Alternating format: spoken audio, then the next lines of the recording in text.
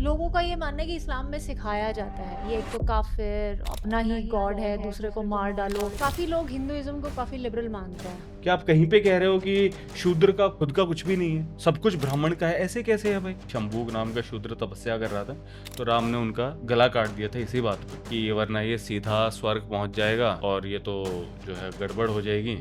Old testament में भी और मनुस्मृति में भी एक चीज क्या है कि औरतों को स्पॉइल्स ऑफ वॉर की तरह देखा गया है। राम भद्राचार्य एक है। ऐसे जड़ बुद्धि इंसानों को आप क्यों बुला रहे हो पॉडकास्ट पे? महाभारत में भी कृष्ण ने भी अनफेयर मीन्स का इस्तेमाल किया है। क्या इस्लाम वाकई ये सिखाता है? जो फिर आतंकवादी हैं वो कुरान की बात क्यों करते हैं? हाँ, कुरान में ऐसी आयतें हैं। मुस्लिम इसका क्या डिफेंस देते हैं? वहाँ पे क्लर्जी ने बहुत वो कर लिया, यहाँ पे उलेमा की इंपॉर्टेंस बढ़ गई थी। प्रॉब्लम तब आती है जब आप उसको डिवाइन कहकर, इटरनल विजडम कह के हर चीज को लेते हो और आप कहते हो कि मैं तो अपना दिमाग लगाऊंगा ही। एक डिस्क्लेमर देना चाहूंगा कि आज के इस पॉडकास्ट में हम बहुत सारी ऐसी बातें करेंगे जो कई लोगों के लिए हो सकता है कि बड़ी अनकंफर्टेबल कर देने वाली हो। रिलीजन के बहुत सारे पैराडॉक्सेस हैं। मिसाल के तौर पे रिलीजन का पर्पस है हमें इटर्नल रियलिटी या ब्रह्म ज्ञान के नजदीक लेके जाना। पर जब रिलीजन में मानने वाले लोग उसे अफीम की तरह इस्तेमाल करते हैं तो हमें वो रियलिटी क्या, रैशनैलिटी और कॉमन सेंस से भी बहुत दूर खड़े नजर आते हैं। पैराडॉक्स नंबर 2 कि रिलीजन में मानने वाले लोगों की सांसारिक उलझने सुलझने की बजाय वैचारिक उलझने बढ़ती हुई तब नजर आती हैं जब वो my religion is the best के सिंड्रोम में घिरते नजर आते हैं। और पैराडॉक्स नंबर 3 जिससे आप सब इत्तेफाक रखेंगे कि किस तरीके से जब हम छोटे होते हैं तो हमें ये बताया जाता है कि मजहब नहीं सिखाता आपस में बैर रखना, पर बड़े होते होते तक हम ये रियलाइज करते हैं कि किस तरीके से रिलीजन दुनिया के सबसे बड़े बैरों की वजह की शक्ल के रूप में सामने आता है। अभी तक आपने गेस कर लिया होगा कि हमारा आज का टॉपिक है रिलीजन और रैशनैलिटी पे बात करने के लिए हमारे साथ आज हैं poet, writer, film maker and content creator Vijeta Dahiya. Thank you so much for being on the show Vijeta. आप आए, बहुत अच्छा लगा। थैंक्स नेहा। और काफ़ी गहरी बातें हम आज करने वाले हैं, काफ़ी ऐसी बातें जो लोग बहुत करते तो हैं बट उनका मतलब समझ नहीं पाते। तो जैसे हमने इंट्रो में भी कहा रिलीजन के बारे में बात करेंगे, बट सबसे पहले बताइए कि ये भगवान क्या है या कौन है, एंटिटी है, क्या है भगवान, कॉन्सेप्ट ऑफ भगवान? एक कहानी आपको सुनाता हूँ। बिल्कुल। पीपनी पता आपको? पीपनी? हाँ, जो बच्चे जाते हैं ना वो पी बजाते हाँ, हैं, उसमें से हाँ, पेपर रोल्स दशहरे पे निकलते मिलती हैं। है। ठीक है। तो एक बार कुछ लोगों को एक जंगल में ले जाया गया और उन्होंने देखा यार जंगल तो बड़ा खूबसूरत है। फिर उनको आके कहा अरे जंगल में बहुत खतरा है, यहाँ पे भेड़िया आता है रात को, उठा ले जाता है। बोले अच्छा तो क्या करें कि ये लो ये पीपनी ले लो, जैसे ही भेड़िया आए इसको बजाना और भेड़िया चला जाएगा। तो भेड़िया आया, किसी ने पीपनी बजाई। अब भेड़िए का मूड नहीं था कि क्या यार ये मजाक कर रहे हैं, क्या बकवास है, हटाओ इन लोगों को। भेड़िया चला गया। अब अगली बार भेड़िया आया, अब लोगों को ये हुआ यार ये पीपनी से तो भाई काम होता है ये तो। अब अगले दिन भेड़िया आया, किसने पीपनी बजाई, लेकिन भेड़िया का उस दिन मूड खराब था, वो उस बंदे को उठा के ले गया। अब लोग टेंशन में, यार पीपनी तो बजाई थी यार, पर लेकिन फिर ये चक्कर क्या है, पीपनी काम नहीं करती क्या?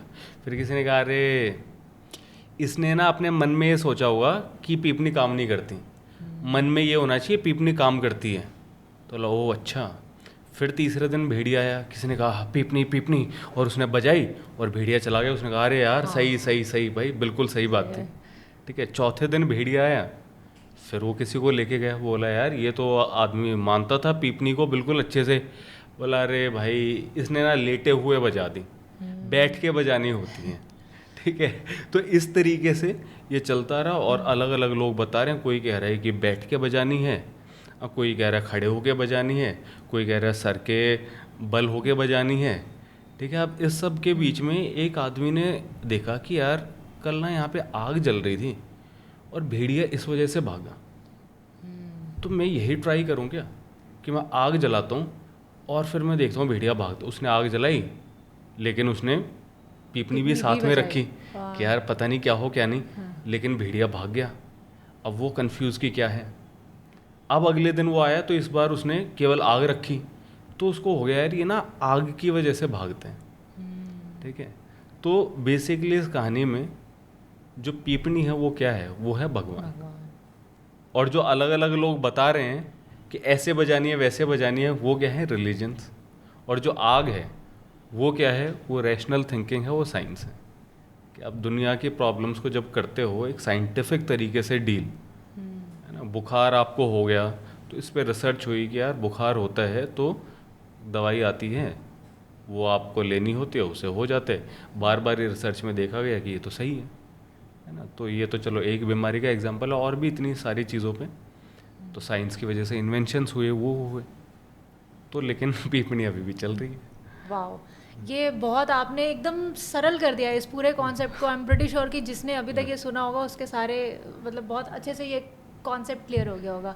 इतना जल्दी तो देखो कॉन्सेप्ट क्लियर नहीं होता। मैं तो इनफैक्ट एक डिस्क्लेमर देना चाहूँगा कि आज के इस पॉडकास्ट में हम बहुत सारी ऐसी बातें करेंगे जो कई लोगों के लिए हो सकता है कि बड़ी अनकंफर्टेबल कर देने वाली हों। तो कुछ लोग अगर ऐसे हैं जो बहुत ही ज़्यादा अटैच्ड हैं उस चीज़ से, तो आपको मैं पहले ही कह रहा हूँ कि आप मत देखो। ये एहसास है कि जैसे आप पूल में होते हैं ना और आप किसी दोस्त को तैरना नहीं आता, आप कहते हो अरे आजा कुछ नहीं होगा। तो आज मैं वही करने वाला हूँ कि एक रैशनैलिटी का, अथीज़म का पूल है, उसमें लोगों को ले जाने वाला हूँ। लेकिन कुछ लोगों को अगर पानी से ही एलर्जी हो, है ना, कि पानी से ही उनकी स्किन खराब हो जाती है तो फिर वो रहने ही दें। वाओ, तो मतलब अब पता चल गया कि किसको देखना है किसको नहीं देखना है। देखेंगे वो भी, आई एम प्रीटी श्योर। फिर वो अपने उस पे देखे, फिर हम पे गुस्सा ना करे कि भाई हमारी फीलिंग्स हर्ट हो गई, क्या हमने बता दिया। बिल्कुल बिल्कुल, क्योंकि इसमें आपने एक और सवाल का भी आपने जवाब दिया तो है, ब्रीफ में दिया है, उसका मैं थोड़ा डिटेल में भी जवाब आपसे चाहती हूँ कि आपने बहुत खूबसूरती से, बहुत सरलता से बताया कि कॉन्सेप्ट ऑफ गॉड क्या है और रिलीजन क्या है ना।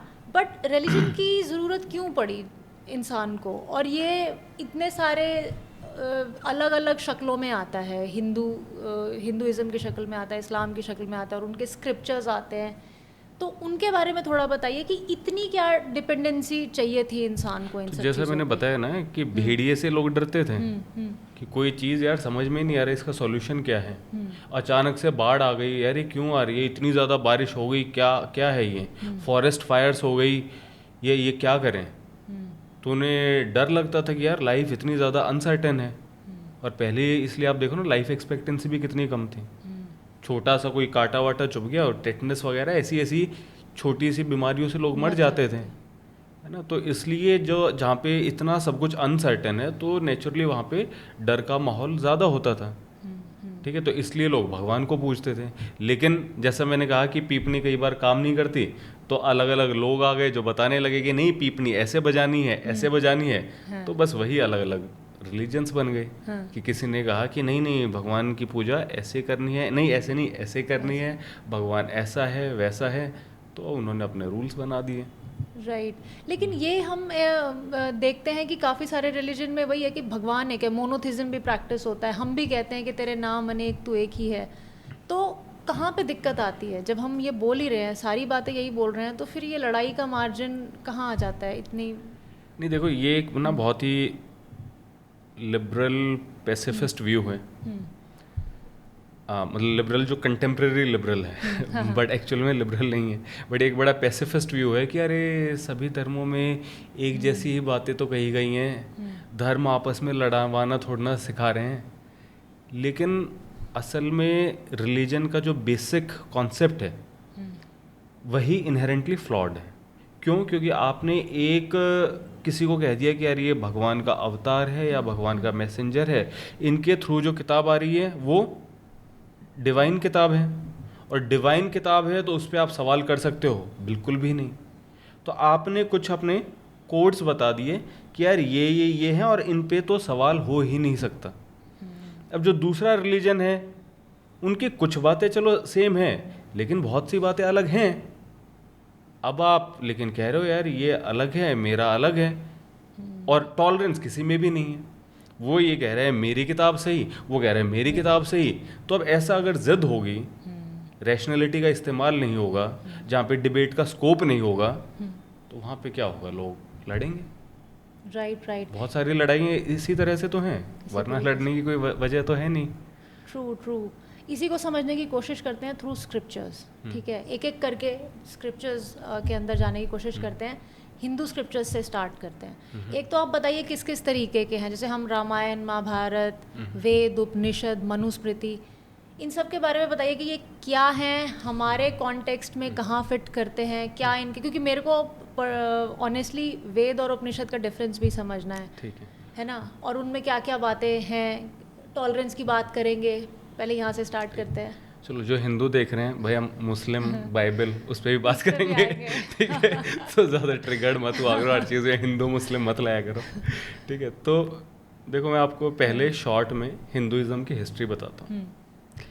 हिंदुइज़्म कैसे हुआ कि पहले हमारी थी इंडस वैली सिविलाइजेशन, उसको कहते हैं प्री वैदिक पीरियड। उसका पीरियड माना जाता है 3500 बीसी से 1500 बीसी के आसपास।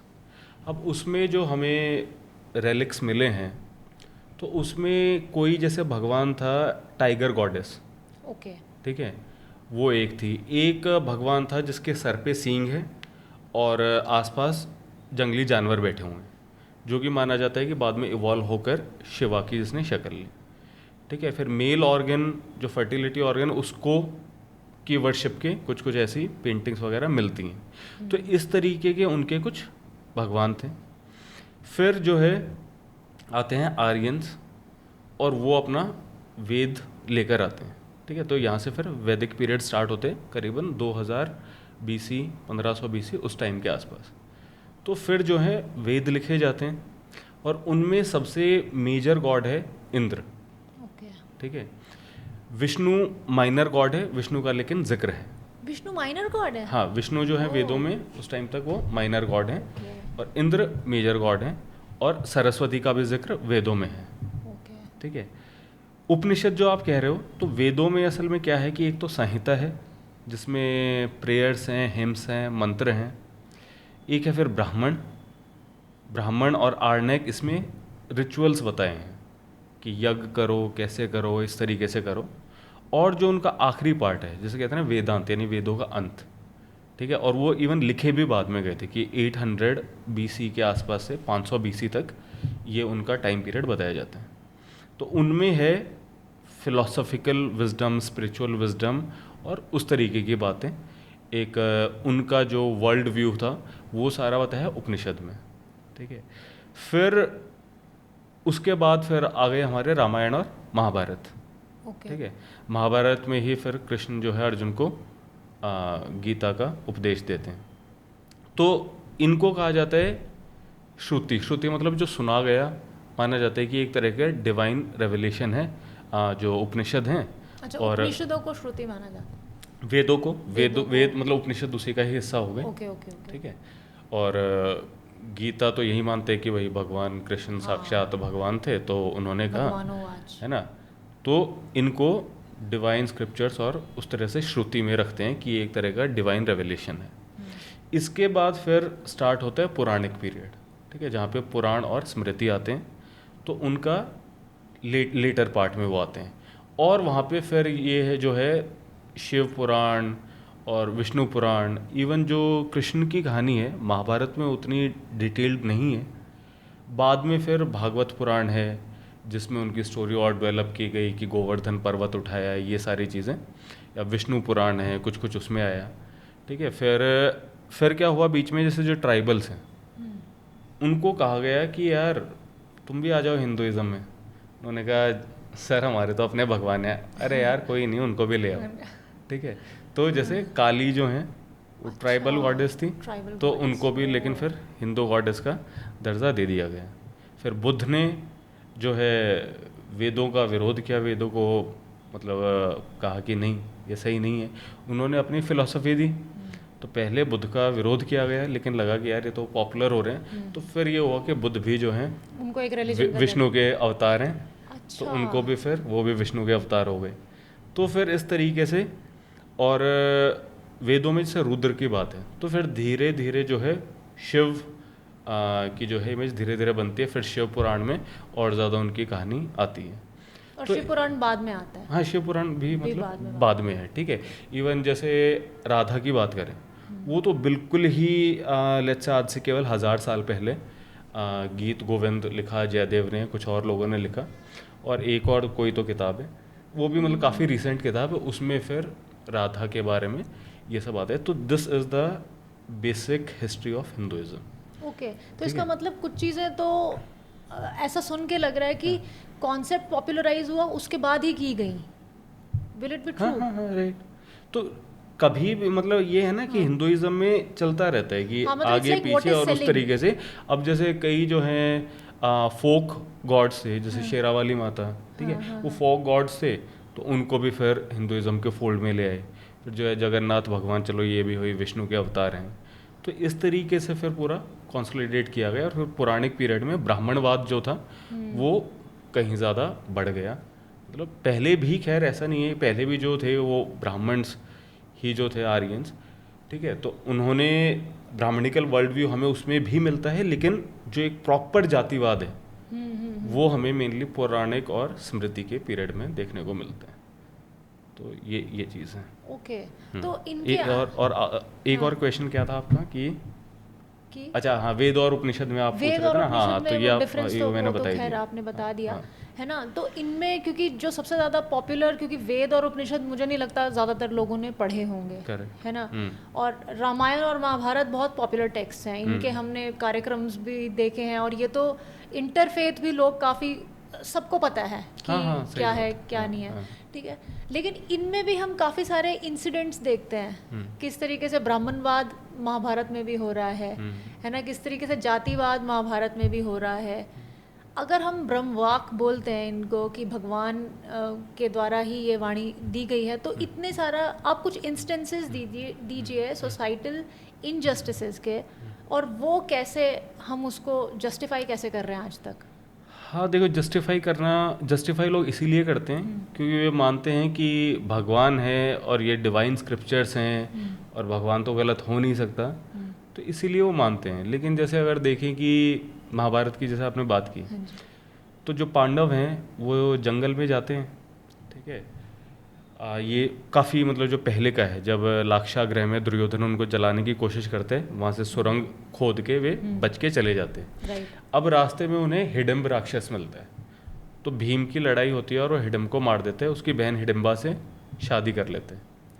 उतने ही पीरियड में हिडिंबा प्रेग्नेंट भी हो जाती है और वो उसे वहाँ पे छोड़ के वे चले जाते हैं, ठीक है। अब आज के समय में इस चीज़ को आप सोचिए कैसे देखा जाएगा कि आपको कोई औरत मिली, आपने उसको प्रेग्नेंट किया, छोड़ दिया, और फिर आप ऑडेसिटी ये देखिए कि फिर जब युद्ध होता है महाभारत का, तो उस बेटे को जिसका आपने आज तक कुछ नाम पता नहीं पूछा, आप उसको बुला लेते हो युद्ध में लड़ने के लिए और सैक्रिफाइस और अपना सेक्रीफाइस देने के लिए। तो ये कितनी अजीब बात है। या जब अर्जुन जो है द्रौपदी स्वयंवर से वो लोग वापस आते हैं कि द्रौपदी से मेरी शादी हुई, तो कहते हैं माँ हम आ गए, तो कुंती ने कहा जो कुछ लाए उसे आपस में बांट लो। अब आज के टाइम में इसे देखें, एक सिंपल सा आप सीन अपने दिमाग में कंसीव करो फिल्म का कि वाए माँ हम आ गए, जो कुछ लाए हो बेटा आपस में बांट लो, तो क्या अरे माँ पीछे मुड़ के तो देख लो, अरे ये कौन है, अरे माँ शादी हो गई, क्या शादी कर लाया, अरे बैठो बैठो बैठो बेटा, अच्छा अर्जुन वो करके लाया, अरे बेटा बैठो, ये वो मेरी बहू आ गई, एक यही तो होगा। आप उस चीज को लेके थोड़ा ना बैठोगे कि मैंने ये बोल दिया था बांट लो तो बांटना पड़ेगा। ये क्या मतलब ये क्या सेंस है। अब इसको जस्टिफाई करने के लिए फिर एक बैक स्टोरी दी जाती है, क्या कि द्रौपदी ने शिव भगवान की तपस्या की थी और उसने तपस्या करते हुए बोल दिया था हे भगवान मुझे अच्छा पति दे, अच्छा पति दे, अच्छा पति दे, 5 बार बोल दिया, तो भगवान शिव ने बोला कि तूने 5 बार बोले तो मैं तुझे 5 पति दूंगा। अब इस चीज़ का भी क्या सेंस बना। अब यूँ तो कोई ये कहते हे भगवान मुझे बच्चा दे, बच्चा दे, बच्चा दे, वो 100 बार बोल तो आप 100 बच्चे थोड़ी ना दोगे। उसके इंटेंशन कौरव 100 तो नहीं इसलिए होते। नहीं वो तो खैर मतलब कुछ दासियाँ थी तो कुछ उनके बच्चे थे, तो इस तरह से था। तो अब ये देखो कि भाई वो तो भगवान है ना, उसको तो पता है ना कि उसके इंटेंशन की यार वो एक अच्छा पति चाह रही है, ये थोड़ी ना कि तूने 5 बार बोल दिया तो मैं तुझे 5 पति दूंगा। एक ये भी बैकग्राउंड दी जाती है इसके पीछे कि द्रौपदी ने डिमांड्स इतनी ज़्यादा कर दी थी भगवान से कि मेरे पति में ये भी क्वालिटी होनी चाहिए, ये भी क्वालिटी, ये भी क्वालिटी, ये भी 5 तरीके की ऐसी क्वालिटीज एग्जॉटिक बोली कि वो कहते हैं कि एक इंसान में तो होना ही पॉसिबल नहीं है। नहीं होना क्यों, भगवान जो है बना दे कोई एक ऐसा इंसान बना दे यार, इसमें क्या है मतलब और या फिर कह दे कि नहीं है, ये थोड़ी ना कि आप कह दो कि पॉसिबल नहीं, ये थोड़ी ना कि चल मैं तुझे 5 पति। आप वरदान दे रहे हो या आप सजा दे रहे हो? वरदान तो यही है ना कि यार जो मुझे चाहिए आप मुझे वो दो, ये नहीं कि अब तो मैं तुझे यही दूंगा। तो इसका कोई सेंस तो नहीं बना। फिर कुछ लोग इसको एम्पावरमेंट से भी जोड़ देते हैं कि देखो उस टाइम पे देखो क्या द्रौपदी के तो 5 पति थे। देखो एम्पावरमेंट इससे नहीं होता कि किसी के 5 पति है किसी की 5 पत्नी। एम्पावरमेंट क्या है? सेल्फ विल, राइट, कि मेरा जो मन है, किसी औरत का जो मन है, ठीक है, वो करना चाहती है कि नहीं। तो पॉलीएंड्री को मैं अपने आप में वो नहीं कह रहा कि यार उस टाइम पे हो पॉलीएंड्री कितना गलत, ठीक है बहुत सारी सिविलाइजेशंस में उसमें रही है, बट पॉइंट क्या है कि उसकी विल का, कि कुंती ने ये कहा इसलिए उसके ऊपर मॉरल प्रेशर आया, या भगवान शिव ने कहा कि अब तो मैं तुझे ये वर दूंगा तो उसके ऊपर वो आया। लेकिन उसकी जो विल है वो इसमें कहाँ पर है? क्या उसकी इंडिपेंडेंट विल है बिना किसी मॉरल प्रेशर के? नहीं है। अगर आप कहानी बनाना चाहते हैं तो आप कहानी कुछ ऐसे बना दो कि यार उसको द्रौपदी को सारे ही पांडव अच्छे लगे, पांडवों ने भी सोचा कि यार चलो एक ही पत्नी रहेगी या और हमारे इतने बच्चे नहीं होंगे, हम जुड़े रहेंगे। मैं भी आप कुछ ऐसी कहानी बना दो कि भाई द्रौपदी भी ये चाहती थी, उन्होंने भी सोचा इसलिए हो गया, तो वो एक अलग बात होती। लेकिन अभी जिस तरीके से कहानी है तो वो तो ये चीज़ नहीं दिखाती। एक न्यूज़ भी आई थी ना पीछे, पहाड़ों में कुछ ऐसे रिचुअल है, एक लेडी की अभी 2 भाइयों से शादी हुई थी, कुछ ऐसी न्यूज़ भी आई थी। उनका वो है, उनको तो प्रॉपर्टी का बंटवारा नहीं चाहिए था करके, उसके लिए उत्तराखंड का या कहीं का था वो है, और उनका है मतलब वो उस उस पूरी ट्राइब में ही उस जगह पे ही वो चीज़ होता है। राइट। या इवन जैसे देखो आप कि युधिष्ठिर ने जब वो चौसर खेल रहे थे, अब चलो जुआ खेलने की मान लिया कि उनकी खराब आदत है, बताओ, ठीक है, धर्मराज हो के आप जुआ खेलते हैं। अब लेकिन ये तो चलो आपने कह दिया कि उनकी पर्सनल आदत है, लेकिन जब वो ये कहते हैं कि मैं अपनी पत्नी को दाव पे लगा रहा हूँ या अपने भाइयों को दाव पे लगा रहा हूँ, तो उस टाइम का जो सोशल कोड था, जो मॉरल कोड था, वो उसकी इजाज़त देता था, वरना तो ये चीज़ वैलिड ही नहीं होती ना। फिर तो यही कहा जाता है कि यार जो तेरी प्रॉपर्टी है तो उसी को दाव पे लगा, आप रैंडम चीज़ों को थोड़ी ना दाव पे लगा दोगे। तो लेकिन उस टाइम के मॉरल कोड में ये था कि भाई ये उसकी प्रॉपर्टी है, जो उसकी वाइफ है, उसके भाई है, वो उसकी प्रॉपर्टी है, इसीलिए उसने दाव पे लगा दिया। और जबकि महाभारत के लास्ट में अब कई लोग ये कह के डिफेंड करते हैं कि नहीं महाभारत तो ना एक ग्रे शेड्स के कैरेक्टर्स हैं, ये हैं, लेकिन आप समझो कि महाभारत के क्लाइमैक्स में ये होता है कि सभी पांडव और द्रौपदी चल रहे हैं पहाड़ पे स्वर्ग की तरफ, धीरे धीरे सब मर जाते हैं और युधिष्ठिर और साथ में एक कुत्ता केवल वो स्वर्ग पहुंचते हैं। ये कहते हुए कि युधिष्ठिर ने हमेशा धर्मपरायण होकर ही काम किया, उनको तो धर्मराज कहते थे। तो इसलिए युधिष्ठिर का ऐसा करना कि अपनी पत्नी को दाव पे लगाना या भाइयों को दाव पे लगाना, तो वो उस टाइम के धर्म के हिसाब से ही काम कर रहे थे, ठीक है। या इवन जैसे दुर्योधन ने या दुशासन ने चीरहरण करने की कोशिश की। अब माना कि चलो आपने उनको जीत लिया है जुए में, वो आपके स्लेव हो गए, लेकिन स्लेव्स के भी तो कुछ राइट्स होते हैं। ये थोड़ी ना कि आप किसी औरत के साथ ऐसा करो। अब आज के टाइम में तो ऐसा कभी, आज तो स्लेवरी ही नहीं है, ठीक है। तो ये सारी चीज़ें अब आप इनको इटरनल विजडम कैसे कहोगे? राइट। और ये मतलब राम के टाइम से भी उन्होंने भी सीता जी को मतलब प्रेगनेंसी में छोड़ दिया, she got no support from them, right. तो किसी ने कहा धोबी ने कि भाई ऐसे ऐसे ये है, तो उन्होंने छोड़ दिया। हालांकि उत्तरकांड में आती है ये कहानी। इवन एक और है कि भाई शंभूक नाम का शूद्र तपस्या कर रहा था, तो राम ने उसका गला काट दिया था इसी बात पे कि वरना ये सीधा स्वर्ग पहुंच जाएगा और ये तो जो है गड़बड़ हो जाएगी। तो लेकिन अब भले ही ये वाल्मीकि रामायण का हिस्सा नहीं है, क्योंकि इसके लिए काफ़ी स्कॉलरली एविडेंस अवेलेबल है कि वाल्मीकि रामायण का हिस्सा नहीं है, लेकिन फिर भी इसको जिन्होंने बनाया वो भी कोई रिलीजन के बनाने वाले ही थे। आज भी जो रिलीजियस लोग हैं, क्या वो उत्तरकांड को पूरे तरीके से डिस्कार्ड करते हैं? उन्होंने नहीं किया, जबकि करना चाहिए कि एक ऐसा एक चैप्टर है तो आपको उसको पूरी तरीके से हटाना चाहिए। और हर जैसे आपने वाल्मीकि रामायण का जिक्र किया, तो वाल्मीकि रामायण को एक बहुत मतलब स्ट्रॉन्ग वो माना जाता है, तो उसमें हमें कुछ ऐसा नहीं मिलता? वाल्मीकि discrepancy नहीं रामायण मिलती? में डिस्क्रिपेंसी अग्नि परीक्षा वाली मिलती है। अब हालांकि कुछ लोग अग्नि परीक्षा को भी लेटर इंजर्शन बोलते हैं, अच्छा। ठीक है, क्योंकि ये है कि ना, देखो राम और सीता के जो कैरेक्टर हैं, आप वो देखो कि वो ह्यूमंस हैं, ठीक है। बाद में कुछ कुछ लोगों ने जो जोड़ा, मतलब रामायण के इतने सारे वर्जन है कि अलग अलग चीज़ें आ गई, लेकिन वाल्मीकि रामायण में दे आर ह्यूमंस। और जो रावण है और वे लोग हैं, वे मायावी हैं, ठीक है। तो केवल यही बस एक ऐसी चीज़ आती है जहाँ पे कुछ सुपर नेचुरल आता है राम और सीता के कैरेक्टर में, कि वो अग्नि में गई और जली नहीं, फिर इसको लेके लोग कहते हैं कि एक माया सीता थी और एक असली सीता, तो इस तरीके की। लेकिन वाल्मीकि रामायण में मतलब बाकी जगह पे वो ह्यूमंस है, तो इससे भी दिखता है कि मे बी ये भी एक लेटर एडिशन हो। तो हाँ, ये भी वैसे तो गलत ही है ना। राइट। ह्यूमंस की हमने बात करी, और हम देखो उस दिन ना मैं किसी का पॉडकास्ट सुन रही थी, तो उन्होंने ना इतिहास मतलब संस्कृत का कुछ बताया। इतिहास मतलब ऐसा हुआ था, इतिहास का मतलब ये होता है, तो ये हमारा इतिहास है। एट द सेम टाइम अगर वो इस इतिहास वर्ड को, हिंदी वर्ड को, संस्कृत वर्ड को डाइसेक्ट करके बोल रहे हैं, उसको एज एन एविडेंस ये बोल रहे हैं कि क्योंकि ये इतिहास है तो ये हमारा इतिहास है, ऐसे ही इतिहास हुआ। तो आप बोलते हो ना, आप बोलते हो एट द सेम टाइम। ये तो सर्कुलर रीजनिंग हो गई। हाँ हाँ, कि आप खुद इतिहास बोलते हो, हाँ, फिर तो आप कहते हैं इतिहास का ये मतलब है और इसलिए इतिहास है, ये तो इतिहास एक है। लॉजिकल बात नहीं और बनी ना। इंग्लिश वर्ड है माइथोलॉजी, वो मिथ पे है, इसीलिए वो माइथोलॉजी भी है।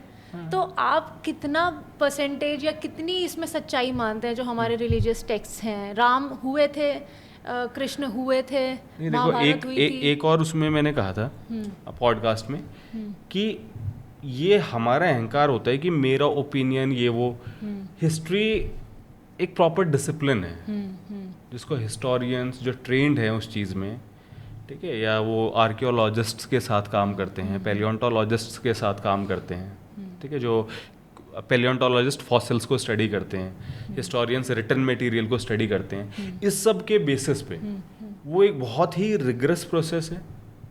पूरा इतना सारा वो पढ़ते हैं, एनालाइज करते हैं, डाइसेक्ट करते हैं, पीयर रिव्यू होता है, तब जाके हिस्ट्री बनती है। राइट। ठीक है, तो जब हिस्टोरियन कहेंगे कि यार हमें वो चीज़ मिली है कुछ ऐसा, तो मान लेंगे। अभी क्या कोई ऐसे डेफिनेटिव एविडेंस है? ऐसा नहीं।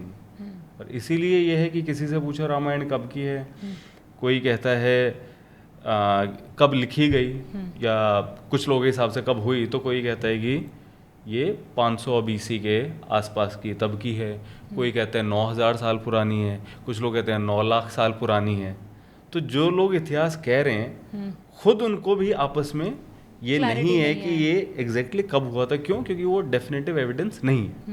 अब इसमें भी क्या होता है ना कि अब जैसे एक शायद नेटफ्लिक्स पे एक है जीसस कोड के नाम से, तो उसमें हिस्टोरिकल जीसस को ट्रेस किया गया है, ठीक है। जैसे एक उनका कपड़ा था जिसे श्राउड ऑफ ट्यूरन कहते हैं, ठीक है, वो कहीं पे रखा हुआ था, तो उसका इतना सा पीस काट के उसकी कार्बन डेटिंग कर ली। तो यहाँ पे भी ऐसा नहीं है कि उस हिस्ट्री को, कि उसमें से कितना क्या हिस्ट्री है या नहीं है, आप कोशिश कर सकते हो, या जैसे जो वेद हैं या कब के हैं, कुछ चीज़ों की कार्बन डेटिंग करोगे, लेकिन दरअसल वो सिंसियर विल है ही नहीं। अभी एक बायस है, अभी तो बीजेपी की सरकार है, इवन कांग्रेस की भी सरकार होगी तो उनमें भी वो सिंसियरिटी, वो ईमानदारी, वो हिम्मत नहीं है कि यार हम जो सही है इतिहास उसमें से कुछ भी निकले हम वो चीज़ ढूंढ के निकालें।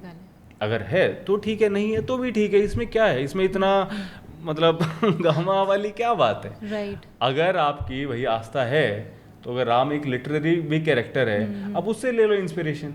राइट। लेकिन पंगा क्या होता है कि रिलीजन चलता है कृपा के बेसिस पे, है ना। रिलीजन, ये तो अब आचार्य प्रशांत जैसे लोग कह रहे हैं रिलीजन का असली मतलब कुछ नहीं है। असली मतलब वही है जो डिक्शनरी में है, कि एक सुपर नेचुरल बिलीफ्स और उनके एक सेट ऑफ आइडियाज़ होता है, कुछ रूल्स होते हैं, एक डिवाइन किताब होती है, भगवान के बारे में बात होती है और लोग कोशिश करते हैं कि कृपा कैसे मिले, चाहे वो हिंदू हो या मुस्लिम हो या क्रिश्चियन हो। कोई जो है ताबीज़ बांधता है, कोई मंदिर जाता है, और उनकी सिंस उनको क्लैरिटी है नहीं, वही मैं कह रहा था ना पीपनी बजाने वाला, राइट। तो वही है कि वो चला गया मंदिर में, फिर लेकिन यार अच्छा ये तो हुआ नहीं, तो सुन शिव जी के मंदिर में चले गए, कृष्ण के में भी चले जाओ, हाँ, कभी वो नहीं नाराज हो वहाँ भी जाए। चले गए, अब थोड़ा इंतजार कर लो, लेकिन नहीं, फिर बाबाओं के पास भी चले गए, हाँ। बाबाओं के चरणों में भी लेटे हुए हैं, हाँ, बिल्कुल ऐसे पूरा का पूरा लेट जाते हैं, उससे भी चैन नहीं पड़ा, फिर अरे यार ये तालाब है, इसमें सिक्का डाल के देख लें, इससे किस्मत खुल जाएगी, कोई वहाँ पे पेड़ है उस पर धागा बांध दें। फिर केवल हिंदू रिचुअल से भी काम नहीं चला, फिर अच्छा इस मुस्लिम सेंट का सुना है कि यार इसके पे चद्दर चढ़ा दो दरगाह पे, इससे मिल जाएगी कृपा, चलो यार ये भी करके देख लेते हैं, वहाँ पे भी कर दिया। फिर वो एक मुस्लिमों में चलता है ना 786 लकी नंबर है, उसको आपको पता नहीं है कि जो ऐसे होते हैं ना मोबाइल नंबर 786 है, वो कितने कितने महंगे बिकते हैं, है ना, तो ये लकी नंबर वाला नोट ले आओ, उसको जेब में रख लो, ये कर लो, एस्ट्रोलॉजी कर लो, घूमते जा रहे हैं कृपा कृपा कृपा। और इसी में फिर क्या होता है कि यार राम असली में थे ना, तभी तो मुझे कृपा देंगे। लिटरेरी कैरेक्टर से कृपा कैसे मिलेगी? लिटरेरी कैरेक्टर से मिल क्या सकता है कि आप उनके जीवन से कुछ सीख लो। ठीक है, चलो अग्नि परीक्षा वाली हमने बात कही कि सही नहीं है, उसको आप हटा दो, लेकिन वो युद्ध लड़ने के बाद अपने दुश्मन की पत्नी को, मंदोदरी को भी कितने रेस्पेक्ट के साथ ट्रीट करते हैं, राइट। तो ये बड़ी अच्छी बात है। तो आप ये सीख लो, जो कुछ आप सीख सको उनके व्यवहार से। उनके व्यवहार में इतना पावरफुल होने के बाद भी कोमल हैं, मतलब दूसरों से इतना अच्छे से बात करते हैं। एक ही इंस्टेंस है जहाँ पे उन्हें गुस्सा आता है, जब वो 3 दिन तक समुद्र के आगे होते हैं। अच्छा, हाँ, अदरवाइज राम वो इंस्टेंस बताएंगे? हाँ, मतलब वही वो समुद्र से याचना करते हैं कि हमें रास्ता दो, हमें रास्ता दो, और कुछ भी वो नहीं आता, तो 3 दिन के बाद उन्हें गुस्सा आ जाता है, वो अपना तीर वगैरह निकालते हैं, तो समुद्र आता है कि भगवान ये प्रकृति का नियम है, मैं कैसे हटूं, तो आप जो है पुल बना लो इस तरीके से।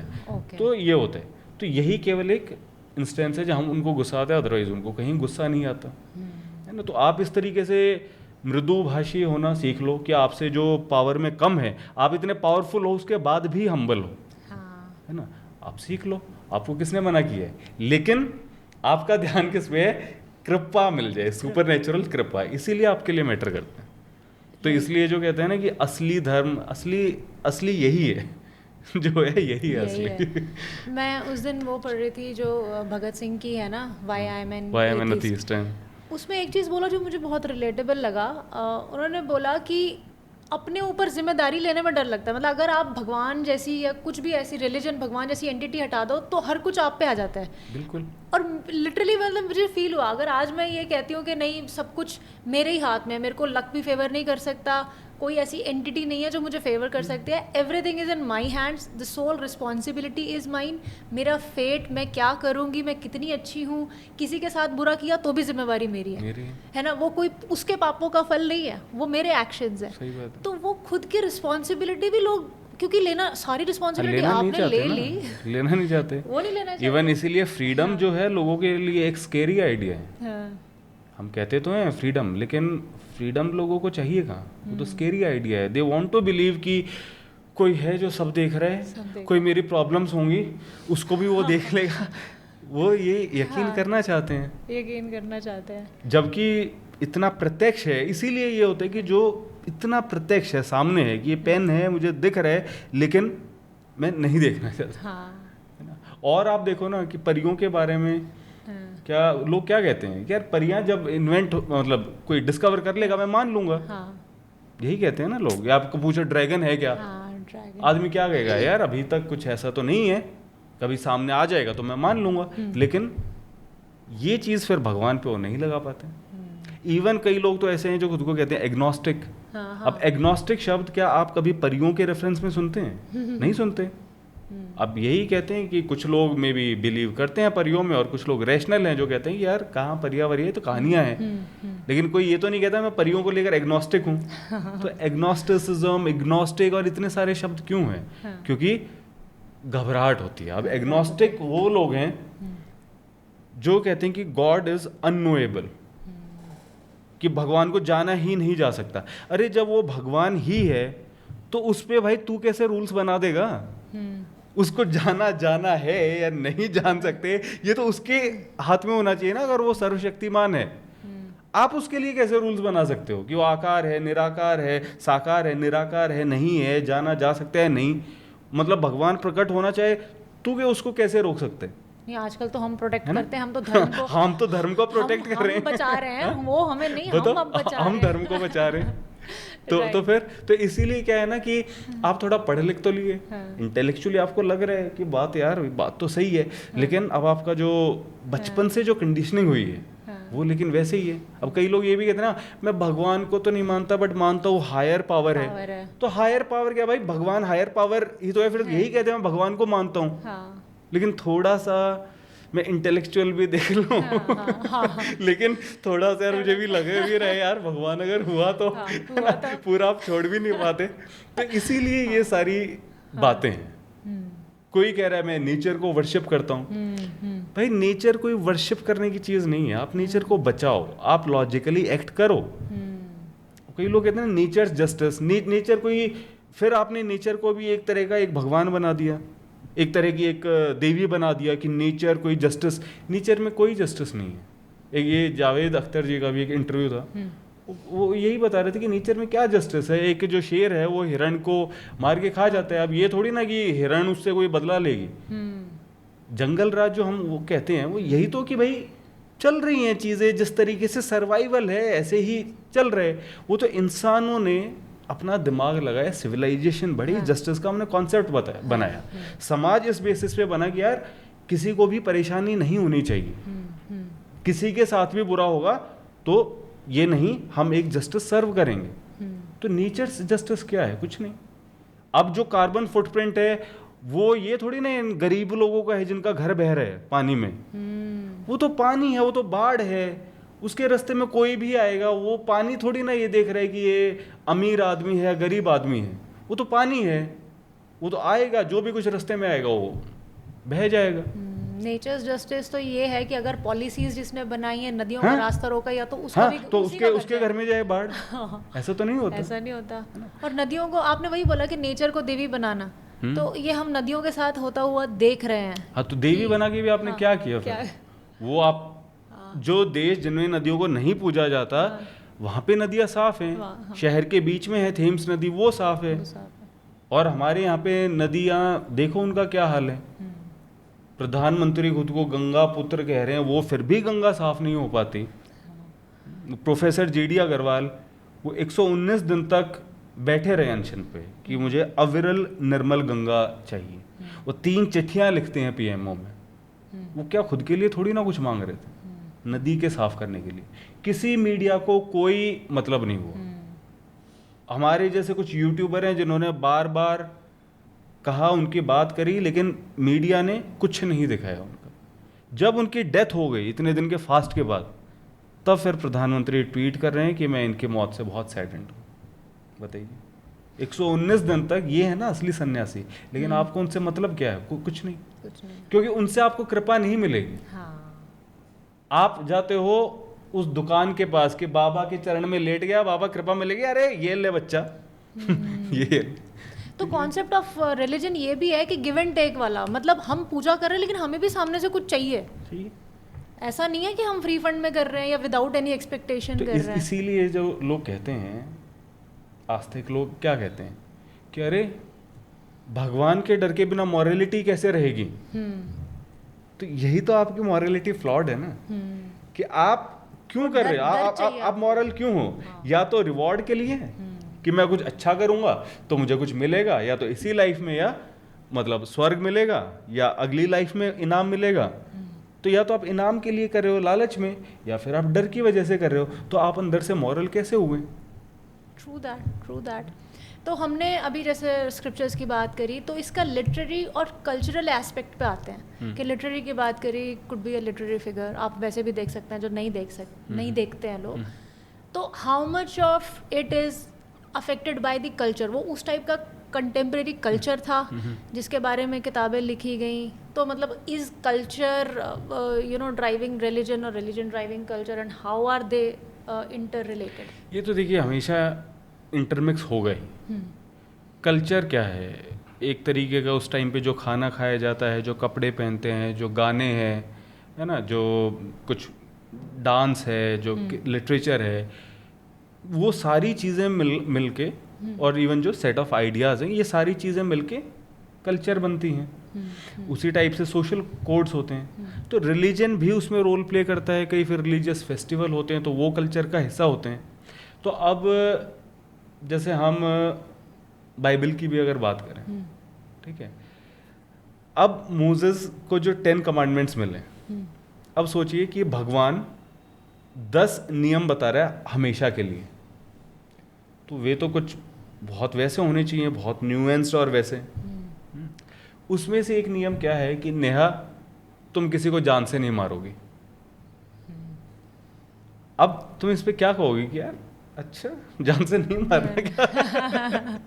मैंने वैसे आज तक भी नहीं मारा है किसी को, कोई प्लानिंग तो नहीं थी। अब ये कहोगे ना। लेकिन उस टाइम पे क्या था? उस टाइम पे था ऐसा कि वॉर्स चलते रहते थे, क्लैंस में झगड़ा रहता था, ट्राइब्स में झगड़ा रहता था, किसी ने किसी को मार दिया। तो एक ये क्या है commandment, thou shall not kill. आप अपने नेबर की पत्नी पे नजर नहीं डालोगे। तो उस टाइम की जो प्रॉब्लम्स थी वही कमांडमेंट्स में है। इवन गॉड किंग सॉल को क्या कहते हैं? Go and destroy the Amalekites. Amalekites को डिस्ट्रॉय कर दो, सबको जान से मार दो, आदमी हो या औरत, इन्फेंट हो या चाइल्ड, शीप हो या कैटल हो, या गधा हो या ऊंट हो। ये पूरा उसमें वर्ड्स है। अब भगवान ऐसी बात कह रहे हैं, तो ये कैसा कंपैशनेट गॉड है, हाँ? लेकिन वही है ना कि लोगों की इमेजिनेशन ने भगवान बनाया। उस टाइम पे लोगों की इमेजिनेशन ये थी, जिस टाइप के कल्चर में, जिस टाइप के एनवायरनमेंट में वो रह रहे थे, उस टाइम पे नहीं था कि यार भाई बच्चा है, बच्चे को क्यों मार रहे हैं, है ना। अभी तो हमारा जो इंटरनेशनल जैसे वॉर को लेकर भी जो इंटरनेशनल लॉज हैं, जेनीवा कन्वेंशन हुआ, उसमें क्या हुआ कि सिविलियन एरियाज पे आप अटैक नहीं करोगे। उस टाइम पे तो नहीं था। उस टाइम पे तो यही था कि अरे यार इनका बीज ही मिटा दो, है ना, इस तरीके के उठने ही नहीं चाहिए, पूरा बर्बाद कर दो। तो इसीलिए जो उस टाइम का भगवान है वो भी ऐसा कमांड दे रहा था। राइट। नहीं, ये बहुत इंटरेस्टिंग पॉइंट आपने उठाया कि बाइबल में भी ऐसी बातें हैं, है ना। ये ओल्ड टेस्टामेंट में है। ओल्ड टेस्टामेंट में उनकी भी फाइट चलती रहती है, ओल्ड और न्यू वाले वो भी आपस में भिड़े रहते हैं, है ना। सो वॉर का मैं एक ये देख रही थी कि जैसे रिमोट पैरेलल आप देखो, जैसे आपने बताया ना कि किल एवरीवन ऑन दैट साइड, मतलब फिर उसमें इनोसेंट कोई नहीं, कुछ नहीं। और हम आज भी कंटेम्प्रेरी उसमें अगर आप देखें तो वॉर के प्रिंसिपल्स में एक आता है everything is fair in war. हाँ, एवरीथिंग इज फेयर। तो ये उसी मानसिकता से तो निकला है। हाँ। और महाभारत में भी जब मतलब कृष्ण ने भी अनफेयर मीन्स का इस्तेमाल किया है when it comes to this thing कि अगर कोई सामने वाला बंदा नहीं काबू में आ रहा तो आप अनफेयर मीन्स, क्योंकि everything was fair in war even then. और फिर आप कह रहे हो कि लेकिन वो तो उन्होंने जस्टिस के लिए किया, लेकिन फिर रूल्स हैं या नहीं? तो ऐसा ही फिर बाइबल में भी उनको जस्टिफाई किया होगा। है, उसमें भी है। उसमें जैसे गॉड मोजेस को ये कहता है कि मिडियनाइट्स को मार दो। क्यों? क्योंकि वे इजराइलाइट्स को, इजराइल मतलब प्रोफेट का नाम, जेकब भी जिन्हें बोलते हैं, तो उसके ट्राइब के लोगों को मिडियनाइट्स इन्फ्लुएंस कर रहे हैं कि तुम हमारे भगवान पियोर को पूजो। ठीक है, अब भाई कोई तुम्हें इन्फ्लुएंस क्यों कर रहा है, तुम दूसरे को इन्फ्लुएंस कर लो। इससे ये क्या मतलब हुआ कि उन्होंने ना इन्फ्लुएंस कर दिया इजराइलाइट्स को, उनको मार डालो। तो ये वही है ना कि उस टाइम के, इसीलिए इसको इटर्नल विजडम की तरह देखना सही नहीं है। बाय द वे ये भी माइथोलॉजी ही है। ओल्ड टेस्टामेंट वाला भी जो पार्ट है वो भी माइथोलॉजी है। क्योंकि हम बाइबल की बात कर रहे हैं और इजराइल की भी अभी बात वही हो ही गई है, तो आप एक बार बताएंगे कि इस्लाम हो गया, क्रिश्चियनिटी हो गया, जुडाइज्म हो गया, ये सब एब्राहमिक जो रिलीजन है, ये भी आपस में क्यों फाइट कर रहे हैं? वो फाइट इसीलिए कर रहे हैं ना कि जूस पहले आए, ठीक है, तो जूस का रिलीजन हो गया। अब होता क्या है रिलीजन में, आज के टाइम तक भी आप देखो, ओशो का ना एक लेक्चर है, वो कहते हैं कि मैंने अपना धंधा कैसे जमाया, वो खुद ही ये कहते हैं बड़ा फ्रेंकली। तो कहते हैं कि यार जब मैं स्टेज पर आया उस टाइम पे तो कोई मेरी बात सुनता नहीं, कोई हिंदू था, कोई मुस्लिम, कोई सिख, कोई ईसाई, तो मुझे इन रिलीजियस फिगर्स की बात करनी पड़ी, अपनी बात इनके थ्रू मुझे कहनी पड़ी, तभी तुम लोग मेरे पास आए। लेकिन अब तो तुम मेरे पास आ गए हो, तो अब इन रिलीजियस फिगर्स का मेरे लिए कोई मतलब नहीं है, अब मैं अपनी बात डायरेक्ट कह सकता हूँ। तो इसी तरीके से आप देखो कि जीसस ने कहा कि मैं जुडाइज़म के में जो कहा गया है उसी के हिसाब से मैं एक प्रॉफिट हूँ, तो उसी के हिसाब से उन्होंने बिल्ड किया। हालांकि कुछ लोगों ने माना, कुछ ने नहीं माना। जिन्होंने माना क्राइस्ट को तो क्रिश्चियन बन गए, ठीक है। जूज ने लेकिन नहीं माना, लेकिन क्रिश्चियंस कहते हैं कि नहीं नहीं ये है और ये प्रॉफिट है। ऐसे ही जब मोहम्मद वहाँ पे थे तो वहाँ पे जूस भी थे, क्रिश्चियंस भी थे, ठीक है। तो उन्होंने भी जब ये कहा कि यार ये ऑलरेडी एक चीज़ है एस्टेब्लिश जो है ना, तो उसके बेसिस पे उन्होंने कहा कि मैं प्रॉफिट हूँ और मैं आखिरी प्रॉफिट हूँ। तो उसको उनको भी जिन्होंने मान लिया तो फिर वो मुस्लिम्स बन गए, ठीक है। तो इस तरीके से है। लेकिन अब जूस और क्रिश्चियंस उनको मानते नहीं। अब आप सोचो कि काबा जो है, काबा की सिग्निफिकेंस क्या बताई गई है कि प्रोफेट अब्राहम ने इसे बनाया, काबा को। अब अगर ऐसा है फिर तो जूस के लिए, क्रिश्चियंस के लिए भी बहुत एक वर्शिप करने वाली एक पिलग्रिमेज होनी चाहिए। लेकिन जूस और क्रिश्चियंस तो वहाँ नहीं जाते। तो क्यों नहीं जाते? क्योंकि उनकी जो माइथोलॉजी है उसके हिसाब से अब्राहम कभी इतना दूर नहीं जा सकते थे। वो जो आज के टाइम का इज़राइल फ़िलिस्तीन वाला वो जो एरिया है वो उसी के आसपास रहे। एक बार इजिप्ट तक गए, फिर वापस आ गए, इसी सब एरिया तक वो रहे, वो इतनी दूर तक नहीं गए। तो वहाँ पे क्या था कि ऑलरेडी एक लोग जो हैं उनका जो भी लोकल रिलीजन था या पैगनिज्म था, आइडल्स थे, तो वो ऑलरेडी एक जगह रिलीजियस जगह थी। और उन्होंने कहा लेकिन कि नहीं, ये अब्राहम की जगह है और इन लोगों ने इस पे कब्जा कर लिया है। ऑब्वियसली इसमें कोई हिस्टोरिकल प्रूफ नहीं था उनका, ठीक है। उन्होंने कहा कि ऐसा है, इन्होंने अब्राहम के उस पर कब्जा कर लिया, तो इनको बाहर निकालो और हम अपने उसको रिक्लेम कर रहे हैं, ठीक है। इसको उन्होंने रिक्लेम करने जैसा दिखाया। लेकिन जूस और क्रिश्चियंस इस बात को नहीं मानते, तो फिर इस चीज़ को नहीं मानते। तो बस यही फाइट है।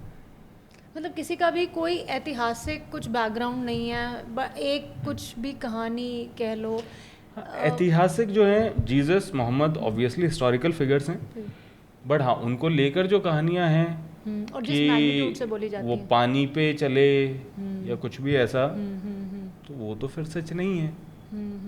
या ऐसी तो कहानियां फिर लोग बना ही देते हैं, क्योंकि रिलीजन कभी ये तो सिखाता ही नहीं ना अपना दिमाग लगाओ। हाँ।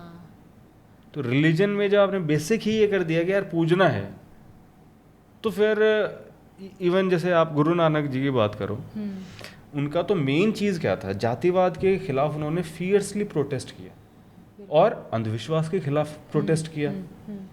कहा कि तुम ये क्या कि ये सूर्य ग्रहण है, खाना नहीं खाओगे, अरे इससे कुछ नहीं होता, ये इस तरीके से एक्लिप्स होता है, उन्होंने बताया। तो बहुत ही रैशनल इंसान थे।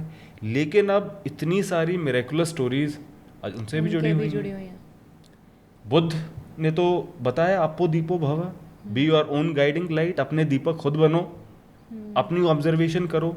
बहुत ही सब कुछ रैशनल था। लेकिन अब जो है महायान बुद्धिज़्म, अब उसमें भी कुछ कुछ ऐसे फिगर्स आए कि अवलोकितेश्वर भगवान नहीं, बट उनको क्या बोधिसत्व हैं जो एक इनविजिबल ट्रांसेंडेंट आइडेंटिटी की तरह हैं और हमारी मदद करते हैं बोधिसत्व बनने में। या एक और फिगर है अमिताभ, जो एक प्योर लैंड में रहते हैं और आप वहाँ जाकर बोधिसत्व बन सकते हैं। मतलब इस तरीके की बातें, सुपरनेचुरल बातें अब उसमें भी हैं। बुद्ध को लेकर भी कई मिरेकुलस स्टोरीज बनाई जाती हैं। तो इंसान अपने आप ही ऐसा कुछ बना लेता है, मतलब बना ही लेते हैं। उस टाइम के इंसान आपको कुछ भी एक्चुअली आपको इसके अगेंस्ट ही प्रीच कर रहे हैं, वो कुछ सही बातें सिखा रहे हैं। आप जब आपको ये है कि कृपा चाहिए, हाँ, तो कृपा के लिए आपकी ये जिद है कि यार कृपा मिलेगी तभी मिलेगी जब मेरा भगवान चमत्कारी है। अब अगर आपका भगवान चमत्कारी नहीं होगा तो आपको कृपा कैसे देगा? फिर तो कृपा मिलेगी नहीं। तो सारा खेल कृपा का है। कृपा का है।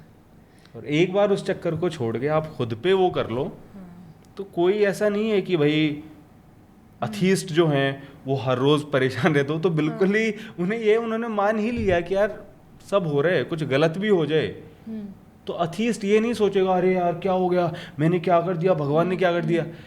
हो जाती हैं यार जिंदगी में, आपकी भी गलती नहीं होती। आप जा रहे हो, कोई सामने से आ रहे, उसने टक्कर मार दी, क्यों मार दी? अब थीस्ट इसका सोचेगा मैंने क्या कर दिया, मेरे से कुछ पाप हो गया क्या, मेरे साथ क्यों? अरे भाई तू वहां पे था उस टाइम पे, तो इसलिए तेरी टक्कर लग गई। होती है जिंदगी में नॉनसेंस, शिट हैपेंस। इतना घबराने की जरूरत नहीं होती। अब छोटा बच्चा होगा ना कोई 5 साल का, उसको आप मत बताओ भगवान का कॉन्सेप्ट, उसके दिमाग में कोई कंफ्यूजन नहीं, कोई नहीं होगा। उससे आप पूछो ना कि बेटा ये टक्कर क्यों हो गई, हम जा रहे थे, ये आ रहे थे, टक्कर हो गई। बच्चा यही बोलेगा। आप पहले कंफ्यूजन क्रिएट करते हो, फिर आप पूरी जिंदगी लगाते हो उन कंफ्यूजन्स को सॉल्व करने में। ओशो ने एक और लेक्चर में बड़ी अच्छी बात कही है कि एक उनके लाइफ के लेटर लाइफ में मतलब लेक्चर है कि I am flushing God down the toilet, मतलब इस नाम से आप यूट्यूब पे सर्च कर सकते हो। तो उसमें कहते हैं कि भगवान का आपने हाइपोथेसिस तो बना लिया कि यार प्रॉब्लम्स को सॉल्व करें, और उस टाइम पे जैसे हमने पहले बात की कि यार एक टाइम तक वो चीज़ चल भी रही थी कि इतनी जो एंजाइटी है, डर लग रहा है, उस एंजाइटी को थोड़ा सा सबसाइड करने के लिए। लेकिन आज 2025 में भी जब हम दुनिया के बारे में इतना कुछ जानते हैं, घबराने की इतनी वजह नहीं है, आप तब भी उसको मान रहे हो। तो ओशो यही कहते हैं कि एक ऐसी हाइपोथेसिस जिससे कुछ सुलझ तो रहा नहीं, तो फिर it's the most useless hypothesis, it's the most useless invention. और इसलिए वो कहते हैं कि अपनी रेस्पॉन्सिबिलिटी लेना सीख लो। ट्रू बहुत बहुत मज़ा आ रहा है, बहुत बढ़िया बातें चल रही हैं। अच्छा एक बात बताइए, इस्लाम के लिए बोला जाता है, काफ़ी लोगों का ये मानना है, इस्लामोफोबिया तो हम बोलते हैं, लेकिन लोगों का ये मानना है कि इस्लाम में सिखाया जाता है ये एक तो काफिर और अपना ही गॉड है, दूसरे को मार डालो। ये मैंने, जिसको कुछ नहीं पता, किसने नहीं पढ़ी होगी कुरान, मैंने भी नहीं पढ़ी है, बट मैं ये बहुत सुनती हूँ। आपका इस पे क्या मानना है, क्या इस्लाम वाकई ये सिखाता है? देखो एक चीज़ देखो, जो हिंदू हैं क्या वे सारे हिंदू अपने स्क्रिप्चर्स रट कर बैठे हैं? क्या वो ये देखते हैं कि यार ये तो शूद्र है, इसने वेद उठा लिए, अब मैं इसके कानों में पिघला हुआ शीशा डालूंगा? ऐसा तो नहीं सोचते ना हिंदू, है ना? तो ऐसे ही ऐसा नहीं है कि हर एक मुस्लिम वो चीज़ रट के बैठा है। और फिर जैसे आप हिंदुइज्म में आचार्य प्रशांत जैसे हैं कि जो उसका अच्छा मीनिंग बताते कि अरे तुम्हें नहीं पता इसका मेटाफोरिकल डीपर मीनिंग मैं बता रहा हूँ, तो ठीक है, मुस्लिम्स में भी ऐसे रिफॉर्मिस्ट हुए हैं जो उसका अच्छा मीनिंग बता रहे हैं। तो आप ये कहना कि नहीं तेरी किताब आतंकवाद सिखाती है और तू भी ये मानता है, वो कह रहा है भाई नहीं, मैं मान रहा हूँ कि Islam is religion of peace, नहीं तू ये मान। भाई अगर वो बंदा कह रहा है कि यार मेरी किताब नहीं सिखा रही है, तुम क्यों ज़बरदस्ती उसी चीज़ को वो कर रहे हो? जो हाफिज सईद की सोच है, आप उसी सोच को क्यों एंडोर्स करना चाहते हो? एक शाहरुख खान की या let's say doctor Abdul Kalam की सोच है जो कहते हैं कि Islam is religion of peace, लेकिन आप शाहरुख खान के साथ नहीं खड़े हो रहे, आप हाफिज सईद को ठीक करने पे तुले हुए हो। तो इसका सेंस क्या बना? ठीक है, अब बात आती है कि जो फिर आतंकवादी हैं वो कुरान की बात क्यों करते हैं? हाँ, कुरान में ऐसी आयतें हैं, अच्छा ठीक है, जैसे एक जगह कहा गया है कि जहां भी वे तुम्हें मिले उनको मार दो। अब मुस्लिम इसका क्या डिफेंस देते हैं कि यार ये एक बहुत ही कॉन्टेक्चुअल बात है, उस टाइम पे मोहम्मद की जो लाइफ चल रही थी ये उससे रिलेटेड है। और इसकी आप इवन अगली लाइन देखो कि जहां से उन्होंने तुम्हें निकाला, ठीक है, तुम उन्हें वहां से निकाल दो। तो इससे तो और भी ज़्यादा दिखता है कि ये हाईली कॉन्टेक्चुअल है। अब ये उनकी बात बिल्कुल सही है, कॉन्टेक्चुअल है, इवन यही केवल एक वो नहीं है, कुरान में इतने सारे वर्सेस आपको मिलेंगे जो बिल्कुल यूं का यूं कि मोहम्मद की लाइफ में उस टाइम पे क्या हुआ और अगले ही दिन उसी से रिलेटेड कोई आयत आई है। तो यहाँ पे मैं उनके साथ हूँ कि हाँ, कुरान आतंकवाद नहीं सिखाती, ये कॉन्टेक्चुअल चीज़ है। लेकिन फिर आप अगर इसको कहो कि इटरनल विजडम वाली किताब है, तो ये तो फिर आपकी ही बात में गड़बड़ हो गई ना। कि आप कहो कि नहीं, ये वाली आयत तो कॉन्टेक्चुअल है, इसे हम नहीं मान रहे, और लेकिन और जो है शादी कैसे होगी या ये कैसे होगा या औरतें कैसे वो रहें, उन सब चीज़ों को मैं मानूंगा आज के टाइम में भी। तो ये तो बात नहीं बनी। ऑब्वियसली वो भी जो बातें कही गई वो उसी टाइम के ही हिसाब से कही गई कि उस टाइम की अरेबियन जो सोसाइटी थी, अरेबिक सोसाइटी, उसकी क्या क्या प्रॉब्लम्स थी, उस हिसाब से बातें कही गई। अब जैसे एक और एग्जांपल देखिए कि स्लेवरी की बात कही गई कुरान में। अब क्या कोई डिवाइन कमांड स्लेवरी उसके लिए टॉलरेबल कैसे हो सकती है? कोई चीज़ डिवाइन है वो तो टाइमलेस होनी चाहिए, वो तो अपने टाइम की मॉरलिटी से बाउंड नहीं होनी चाहिए, बिल्कुल राइट। लेकिन बाइबल हो या ओल्ड टेस्टामेंट हो या कुरान हो, वो स्लेवरी को आउटराइट बैन करने की बात नहीं कहती। वो ये ज़रूर कहती है कि स्लेव ओनर्स को काइंड होना चाहिए। एक जगह कुरान में ये भी है कि अगर आप अपने स्लेव को आज़ाद कर दो तो ये अच्छा कर्म है, लेकिन इसको कहा जाता है एक अच्छे कर्म की तरह, इसको स्लेव के बेसिक ह्यूमन राइट की तरह नहीं देखा जाता। ठीक है, तो अगेन वही, क्योंकि उस टाइम पे स्लेवरी थी। तो मैं मोहम्मद को जज नहीं कर रहा या जीसस को जज नहीं कर रहा, क्योंकि किसी भी इंसान के लिए एकदम से बहुत रेवोल्यूशनरी होना कि यार उस टाइम पे क्या चल रहा है उसको एकदम से पलट देना शायद पॉसिबल नहीं होता है। जैसे अमेरिका के पहले प्रेसिडेंट थे जॉर्ज वॉशिंगटन, बहुत ही रेस्पेक्टेड अमेरिकन लीडर है, पहले राष्ट्रपति थे अमेरिका के, फाउंडिंग फादर माना जाता है। लेकिन उनके टाइम में भी स्लेवरी चल रही थी, लेकिन हम मानते हैं कि हाँ यार उस टाइम पे चल रही थी और वो एकदम से ख़त्म नहीं कर पाए। लेकिन अब आप मुझे कहो कि यार 1789 में जो अमेरिका का कानून था वो इटरनल विजडम थी, और वही कानून अब आप आज लाओ, ये तो सेंस नहीं बने ना।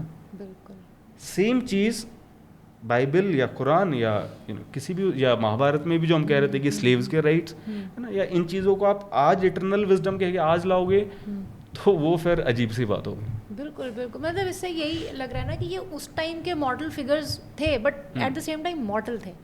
बिल्कुल आप ये कर दोगे कि कुछ ऐसी पावर थी जिसको आगे पीछे सब कुछ का ज्ञान है उस हिसाब से, और आज भी आप वही, और अभी जैसे तो वो आपने तो फिर दिखता नहीं है उसमें, वही वो नहीं दिखता, और फिर उसी तरीके से यूज़ भी कर रहे हैं लोग, जैसे आपने अभी आतंकवादियों का भी, या फिर जो भी एंटिटीज़ हो सकती हैं जो रिलीजन को अपने किसी इंटरेस्ट को फर्दर करने के लिए यूज़ कर रहे हैं, वो अपने एंगल से देख के अपनी कन्वीनियंस से उसको इंटरप्रेट करके आगे रख रहे हैं कि देखो, और अपने आप को जस्टिफाई कर रहे हैं। We are justified because this is written here, है ना।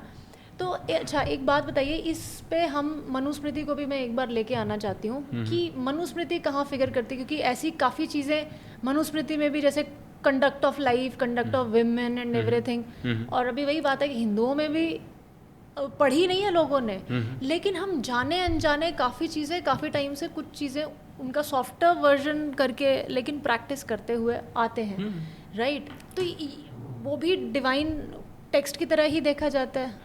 नहीं देखो, ये भी जो है ये एक पैसिफिस्ट व्यू है कि आम लोगों को तो असली रिलीजन का पता ही नहीं है, ये तो धर्म का एक विकृत रूप है। बॉस ऐसा नहीं है, बहुत सारी चीज़ें जो फॉलो करते हैं वो एक्चुअल में स्क्रिप्चर्स में हैं, ठीक है।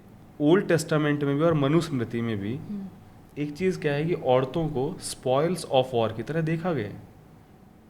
अगर युद्ध होता है तो वहाँ की औरतों को आप कैप्चर कर सकते हो, और ये हर जगह हर धर्म में कर रहे हैं, ये है, ठीक है। इसीलिए मैं कह रहा हूँ कि राम का जो, भले ही आप लिटरेरी कैरेक्टर को, लेकिन उस टाइम पे भी ऐसा एक कैरेक्टर हो सकता है कि जो अपने शत्रु की वाइफ का भी रेस्पेक्ट कर सकता है। तो ये एक अच्छी चीज़ है। तो आपको ज़रूरत नहीं है कि आप राम को पूजो, ना आपको पूरा एक्सेप्ट करने की ज़रूरत, ना पूरा रिजेक्ट करने की ज़रूरत, जो अच्छा लगे ले लो। मेन चीज़ क्या है कि दिमाग लगाओ। अब लोग कहते हैं नहीं नहीं नहीं, अच्छी भी बातें कही हैं भाई, थोड़ी बहुत अच्छी बातें तो आपको हर चीज़ में मिल जाएंगी। बाइबल में भी कुछ अच्छी बातें, मैं ये नहीं कह रहा कि कुछ भी अच्छा नहीं है, सरमन ऑन द माउंट है, उसमें कुछ अच्छी बातें हैं, या इवन जो कम्युनिज्म की डेफिनेशन है कि हर कोई काम करे अपनी क्षमता के मुताबिक, हर किसी को मिले उसकी ज़रूरत के मुताबिक, दरअसल ये भी यीशु के शब्दों से ही ली गई। ठीक है, तो इस टाइप की उन्होंने बात सोची तो अच्छा है।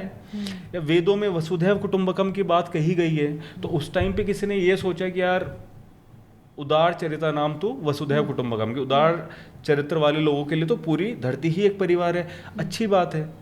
तो जितना जो अच्छा है ले लो। प्रॉब्लम तब आती है जब आप उसको डिवाइन कहकर, इटरनल विजडम कह के हर चीज़ को लेते हो और आप कहते हो कि मैं तो अपना दिमाग लगाऊंगा ही नहीं, then it becomes a problem.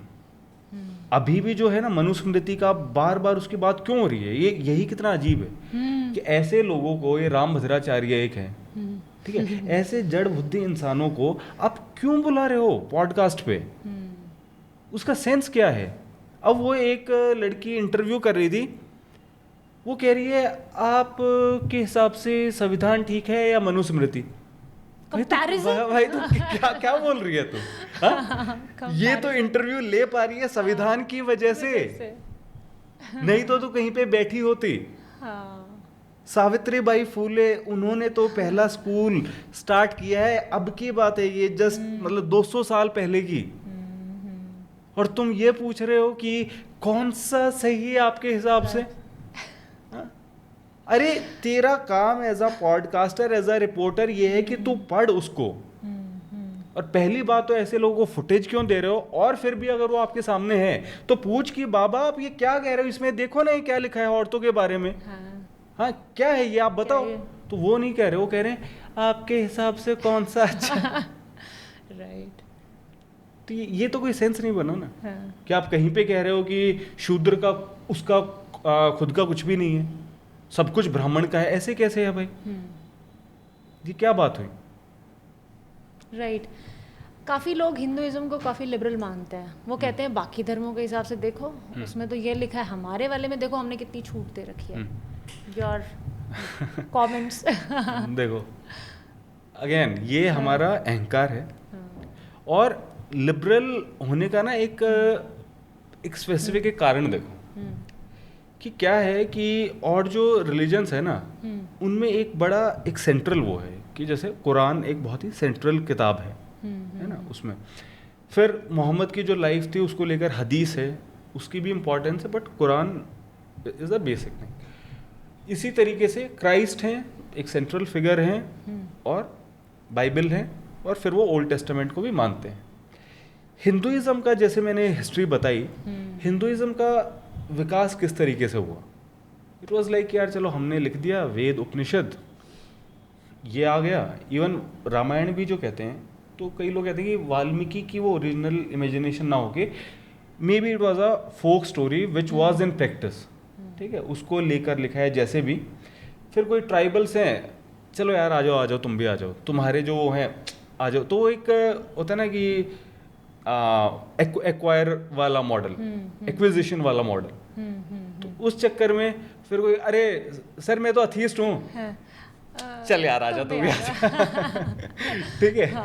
तो इस तरीके से फिर ये है कि इतना कुछ आपको मिलता है, और इसलिए किसी को ज़रूरत नहीं है ये कहने की कि भाई कोई अथीस्ट भी हो तो उसको ये कहने की ज़रूरत नहीं है कि मैं हिंदू नहीं, है ना, क्योंकि चारवाक जो थे उनको तो पहले क्रिटिसाइज ही किया गया। उनके बारे में तो हमें पता ही इस चीज़ से चलता है कि उनका जो क्रिटिसिज्म है, वरना उन्होंने जो लिखा उसको थोड़ी ना रहने दिया। तो ऐसा नहीं है कि इंटॉलरेंस नहीं था, लेकिन अब आप कह रहे हो कि नहीं अरे चारवाक भी यार अपने ही थे। बुद्ध, अरे बुद्ध भी अपने ही है भाई, सब अपना है यार। अरे जिसको जैसे करना है भाई, साकार चल यार साकार है, निराकार चल यार तू भी खुश रहे। तो इस तरीके से अच्छी बात है, अच्छी बात है कि लिबरल है और इस तरीके से तो भी ठीक है। पर हाँ इसमें बहुत ऐसे अहंकार करने वाली कोई बात नहीं है, क्योंकि जितना लिबरल है उतनी ही फिर कंजर्वेटिव चीज़ें भी इसी में है। अब वो आप बस देखना चाहते हो कि नहीं भाई मैं लिबरल हूँ, मैं तो बस लिबरल चीज़ें देखूंगा, लेकिन आप देखो ना कि वो जो कंजर्वेटिव एस्पेक्ट है वो भी फॉलो हो रहा है समाज में। 8 साल के बच्चे को, अभी पिछले हफ्ते की खबर है, दलित बच्चा, उसने पानी का मटका छू दिया राजस्थान में, उसको पेड़ से उल्टा लटका के पीटा गया, 8 साल के बच्चे को। और आप कहते हो कि हिंदुइज्म लिबरल है? सोचिए, राम मोहन रॉय, उन्होंने सती की प्रैक्टिस बंद करवाई। अब आप कह रहे हो नहीं नहीं रिलीजियस प्रैक्टिस नहीं थी। भाई वैसे कोई क्यों जलाएगा, क्यों वो चीज चलेगी? अब आप कह रहे हो नहीं इसमें नहीं था, उसमें नहीं था, आप क्योंकि वो मानना नहीं चाहता। राम मोहन रॉय ने भी अल्टीमेटली उन्हें क्या कहना पड़ा कि यार मैं धर्म के खिलाफ नहीं हूं, और उन्होंने फिर आर्टिकल्स लिखे कि ये वेदों के हिसाब से नहीं है, जो कि ऐसा नहीं है कि उन्होंने कोई झूठ बोला होगा, वो ऑल्टरनेट व्यू भी आपको मिल जाता है ना, क्योंकि इतने साल में इतनी सारी चीजें लिखी गई तो आपको हर तरह की चीज मिल जाती। वसुधैव कुटुंबकम की भी बात है कि एक तरफ आप पूरी वसुधा को परिवार कह रहे हो, और फिर भाई आप अपने ही देश के लोगों पे जुल्म कर रहे हो, तो ये कैसा वसुधैव कुटुंबकम है? ये कैसे हिंदू एकता है? ये मतलब मास्टर और स्लेव पे आप रहने के लिए बोल रहे हो लोगों को, और फिर आप कह रहे हो एकता, ये कैसी एकता है? और जब एकता है तो फिर पूरे देश की ही एकता में आपको क्या प्रॉब्लम है? है ना? तो ऑल्टरनेट व्यू है, तो लिबरल भी है, कंजर्वेटिव भी है। राइट मतलब अगर हमने किया भी है, ये सब कुछ इंक्लूड किया है, तो कहीं ना कहीं एक्सपेंशन के लिए भी किया है, सो दैट ये चीज़ हमारा बिलीफ एक्सपैंड हो, ईसाम में भी हो, इस्लाम में भी हो, तो उसको हम लिबरल की तरह नहीं, एक्सपेंशन की तरह भी देख सकते हैं। एक्सपेंशन की तरह देख सकते हैं। और फिर इसी एक्सपेंशन के वजह से हुआ क्या कि जैसे अब हिंदू कबीर को भी लिटरली पूजते भी हैं, ठीक है, संत थे, संतों की भी पूजा करते हैं, तो उनके जो शब्द हैं वो भी, संतों के शब्द भी आज के टाइम में हिंदुइज्म का हिस्सा हैं। भले ही वो एक उस तरीके से फॉर्मलाइज ना हो एक किताब में, लेकिन कि जैसे ढाई आखर प्रेम का पढ़े सो पंडित होए, तो कई लोग जो हैं इसको भी एक रिलीजन की तरह इसको भी देख सकते हैं। मीराबाई जो हैं उनको भी एक रिलीजियस फिगर की तरह उस तरह से देखा जाता है। तो जो भक्ति सेंट्स हैं उन्होंने भी कंट्रीब्यूट किया चीज़ें और लिबरल हुई, तो रिफॉर्मर्स जो हैं उनका भी काफ़ी बड़ा योगदान रहा है।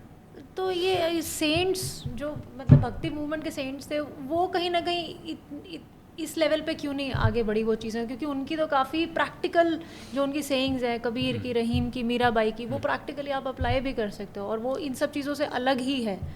वो आगे बढ़ी तभी आज हम स्टेबल पर बैठ के बात कर रहे हैं। हाँ, ये अलग बात है कि सब तक नहीं पहुँचे, लेकिन कम से कम उतना हुआ, तभी हम, तो जो भी होता है ना रिजल्ट, मतलब एक छोटे इम्प्रूवमेंट्स से होते हैं। तो उन सभी लोगों का स्टार्टिंग फ्रॉम बुद्ध, कबीर, गुरु नानक, राम मोहन रॉय, ईश्वर चंद्र विद्यासागर, ठीक है, सभी का, स्वामी विवेकानंद, सभी का योगदान है। धीरे धीरे रिफॉर्म हुए। रिलीजियस रिफॉर्म्स पे आते हैं। हिंदू रिलीजियस रिफॉर्म्स की तो हम बात कर ही रहे हैं कि ये सारे रिफॉर्मर्स थे। How about other religions? उनके रिफॉर्म कैसे हुए, क्या उनका स्टेटस है अभी? देखो, रिफॉर्मर्स क्या करते हैं कि वो वही है कि खासकर पहले कि रिलीजन का यार चलो कुछ अच्छा सा मीनिंग बता दो। जैसे अभी आचार्य प्रशांत भी बड़ी मतलब मेहनत करते हैं इस चीज़ पे, ठीक है। जैसे एक मुझे ध्यान है, जैसे कठोपनिषद में, उपनिषद की हमने पहले बात की, तो मैंने पढ़ा तो मुझे लगा यार अच्छा, क्योंकि मैं तो बहुत उससे पढ़ रहा था यार ये तो स्पिरिचुअल विजडम वाला ही होगा। अब उसमें है कि अग्नि की तरह ब्राह्मण अतिथि घर में प्रवेश करता है, उस आग को बुझाओ, किसी बेवकूफ़ ने अगर वो नहीं की तो आपके बेटे, आपके कैटल, आपने जो भी पुण्य कमाए सब खत्म हो जाएगा। ये उपनिषद में लिखा है, ब्राह्मणवादी प्रोपेगेंडा है।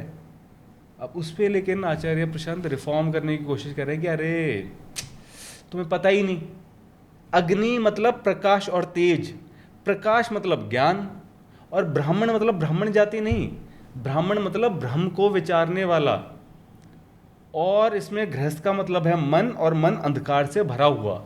तो इसका मतलब है कि ब्रह्म ज्ञान तुम्हारे मन के दरवाजे पर आए तो उसे आने दो, अपने अंधकार को नष्ट कर लो। ठीक है, अच्छी बात है, करनी चाहिए उन्हें कोशिश। हाँ? लेकिन प्रॉब्लम वही है कि जो ब्राह्मण भोज हो रहे हैं उसमें जिन ब्राह्मणों को बुलाया जाता है वो वे नहीं होते जो ब्रह्म को विचारते हैं, वो वही हैं जो जाति से ब्राह्मण हैं। कई रिफॉर्मर्स अब कह रहे हैं, आचार्य प्रशांत भी कह रहे हैं कि नहीं, जो थी ना वर्ण व्यवस्था वो तो कर्म आधारित थी। किसी भी स्क्रिप्चर में आप मुझे दिखा दो कि कहाँ पर ऐसा है कि भाई 18 साल की उम्र तक सभी को सब कुछ सिखाया जा रहा है, लड़ना सिखाया जा रहा है, शूद्र का काम सिखाया जा रहा है, हाँ, खेती सिखाई जा रही है, वेद भी सिखाए जा रहे हैं, और 18 साल की उम्र में कोई एसएससी टाइप का पेपर है कि यार अच्छा तू ब्राह्मण बन, तूने इसमें अच्छा किया। कहाँ है ऐसा? कहीं पे ऐसा है? फिर तो ऐसा होगा कि ब्राह्मण के घर में अब कोई शूद्र है, उसका बेटा शूद्र बन गया, और कोई शूद्र है, उसका बेटा ब्राह्मण बन गया। है कहीं पे? कहीं नहीं। डॉक्टर अंबेडकर, वो तो इतना पढ़ के आ गए, कोई इंडिया में पढ़ा हुआ नहीं था, उनको पूरे शहर में रहने की जगह नहीं मिली, पूरे शहर में एक जगह उनको नहीं मिली, पारसी धर्मशाला में जाना पड़ा। लेकिन वहां भी जब उन्हें पता चला ना कि अच्छा ये दलित है, भले ही वो अलग रिलीजन के थे, उन्होंने बोला कि भाई निकल यहां से। तो आपने कब कहा कि डॉक्टर अंबेडकर ब्राह्मण है? वाल्मीकि जी का एग्जाम्पल दिया जाता है कि वो तो देखो शूद्र थे वो, लेकिन वाल्मीकि जी का जो है वो 100-150 साल पहले का है कि स्वामी दयानंद सरस्वती ने ये किया कि यार ये तो सारे ही कोई क्रिश्चियन बन रहे, कोई कुछ हो रहे, और भाई सुनो, ये जो यार वाल्मीकि थे ना, ये शूद्र थे, तुम इनका नाम अपने सरनेम की तरह लगा लो। तो फिर एक दलित कास्ट अब वो वाल्मीकि लगाने लग गई। लेकिन जो पुराण है उनमें तो उनकी जाति ब्राह्मण ही बताई है। हिस्टोरिकल एविडेंस हमारे पास कुछ नहीं है कि वो ब्राह्मण थे या शूद्र थे, लेकिन पहले तो पुराणों में तो उनकी जाति ब्राह्मण ही बताई। अभी तो इवन ये हो रहा है पॉलिटिक्स का ही, वो देखो कि अब तो कहा जा रहा है कि हनुमान का, किसी ने कह दिया था ना कि हनुमान जो है दलित थे। वो तो पॉलिटिक्स के लिए चलता है, तो फिर अच्छा हाँ दलित के भी वोट चाहिए। अरे भाई सुनो, अरे यार हनुमान दलित थे, आओ सारे है ना। तो इसी तरीके से जो वही है, रिफॉर्मर जो हैं कोशिश करते हैं, अच्छी बात है रिफॉर्म करने की। तो ऐसे ही जैसे आपने कहा कि क्रिश्चियनिटी में या इस्लाम में क्या हुआ, तो एक जो सबसे बड़ा रिफॉर्म क्रिश्चियनिटी में हुआ वो था प्रोटेस्टेंट रिफॉर्म मूवमेंट। तो ये 400-500 साल पहले की बात है। तो वहाँ पे क्या था कि कैथोलिक चर्च बहुत ज़्यादा करप्ट होता जा रहा था। तो क्रिश्चियनिटी में क्या मानते हैं कि आपने कन्फेशन किया, उसके बाद आपको फॉरगिवनेस तो मिल गई, लेकिन कुछ टेम्पोरल पनिशमेंट आपको झेलनी पड़ेगी। वो या तो इसी जन्म में हो सकती है कि कुछ ऐसा होगा, या फिर जब आप मर गए तो कुछ टाइम के लिए आपको एक टेम्पररी परगेटरी जिसे कहते हैं उसमें रहना पड़ेगा, तब आपकी आत्मा फ्री होकर ऊपर जाएगी।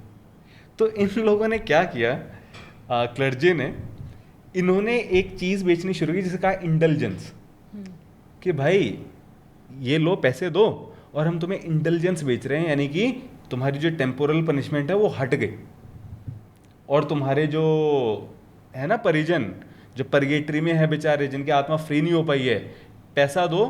तो एक जैसे होते जोहान टेटजेल, तो उनकी तो सेल्स पिच बताई जाती है। उसने कहा था कि भाई जैसे ही कॉफर में पैसा गिरा तुम्हारे परिजन की आत्मा ऊपर गई। तो वही जो मैंने कहा ना कि ब्राह्मण भोज वाला, यहाँ पे ये था ब्राह्मण को खाना खिलाओ और आत्मा को मुक्ति दिलाओ। ठीक है, तो तब फिर जो है मार्टिन लूथर एक मॉन्क थे, तो उनके उससे स्टार्ट हुआ और उन्होंने कहा है कि यार ये हटाओ। ठीक है, तब उन्होंने 16 स्क्रिप्चर है कि स्क्रिप्चर अलोन, कि स्क्रिप्चर पे ध्यान दो यार, बाइबल पे ध्यान दो, ये सब तो गड़बड़ है, और जीसस पे ध्यान दो, जीसस के फेथ पे, ये सब तो करप्ट कर रहे हैं। तो उस टाइम पे फिर प्रोटेस्टेंट रिफॉर्म स्टार्ट हुआ। इस्लाम की जैसे बात करें तो इस्लाम में सूफिज़म आया।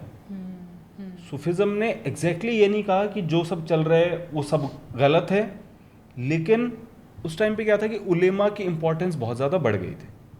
ठीक है, बेसिकली आप देखोगे सब रिफॉर्म मूवमेंट्स थोड़े थोड़े सिमिलर ही, वहाँ पे क्लर्जी ने बहुत वो कर लिया था, यहाँ पे उलेमा की इंपॉर्टेंस बढ़ गई थी, और इस्लाम को पूरा उन्होंने बना दिया था एक एक्सटर्नल वे ऑफ लाइफ, कि इस्लामिक सोसाइटी ऐसी होगी, ऐसे जीना है, ये करना है, वो करना है, उसकी लीगलिटीज़ और वो सब। तो उन्होंने कहा कि यार रिलीजन है ना, इसमें पर्सनल मिस्टिकल एक्सपीरियंस कहाँ है, भगवान की बात कहाँ गई।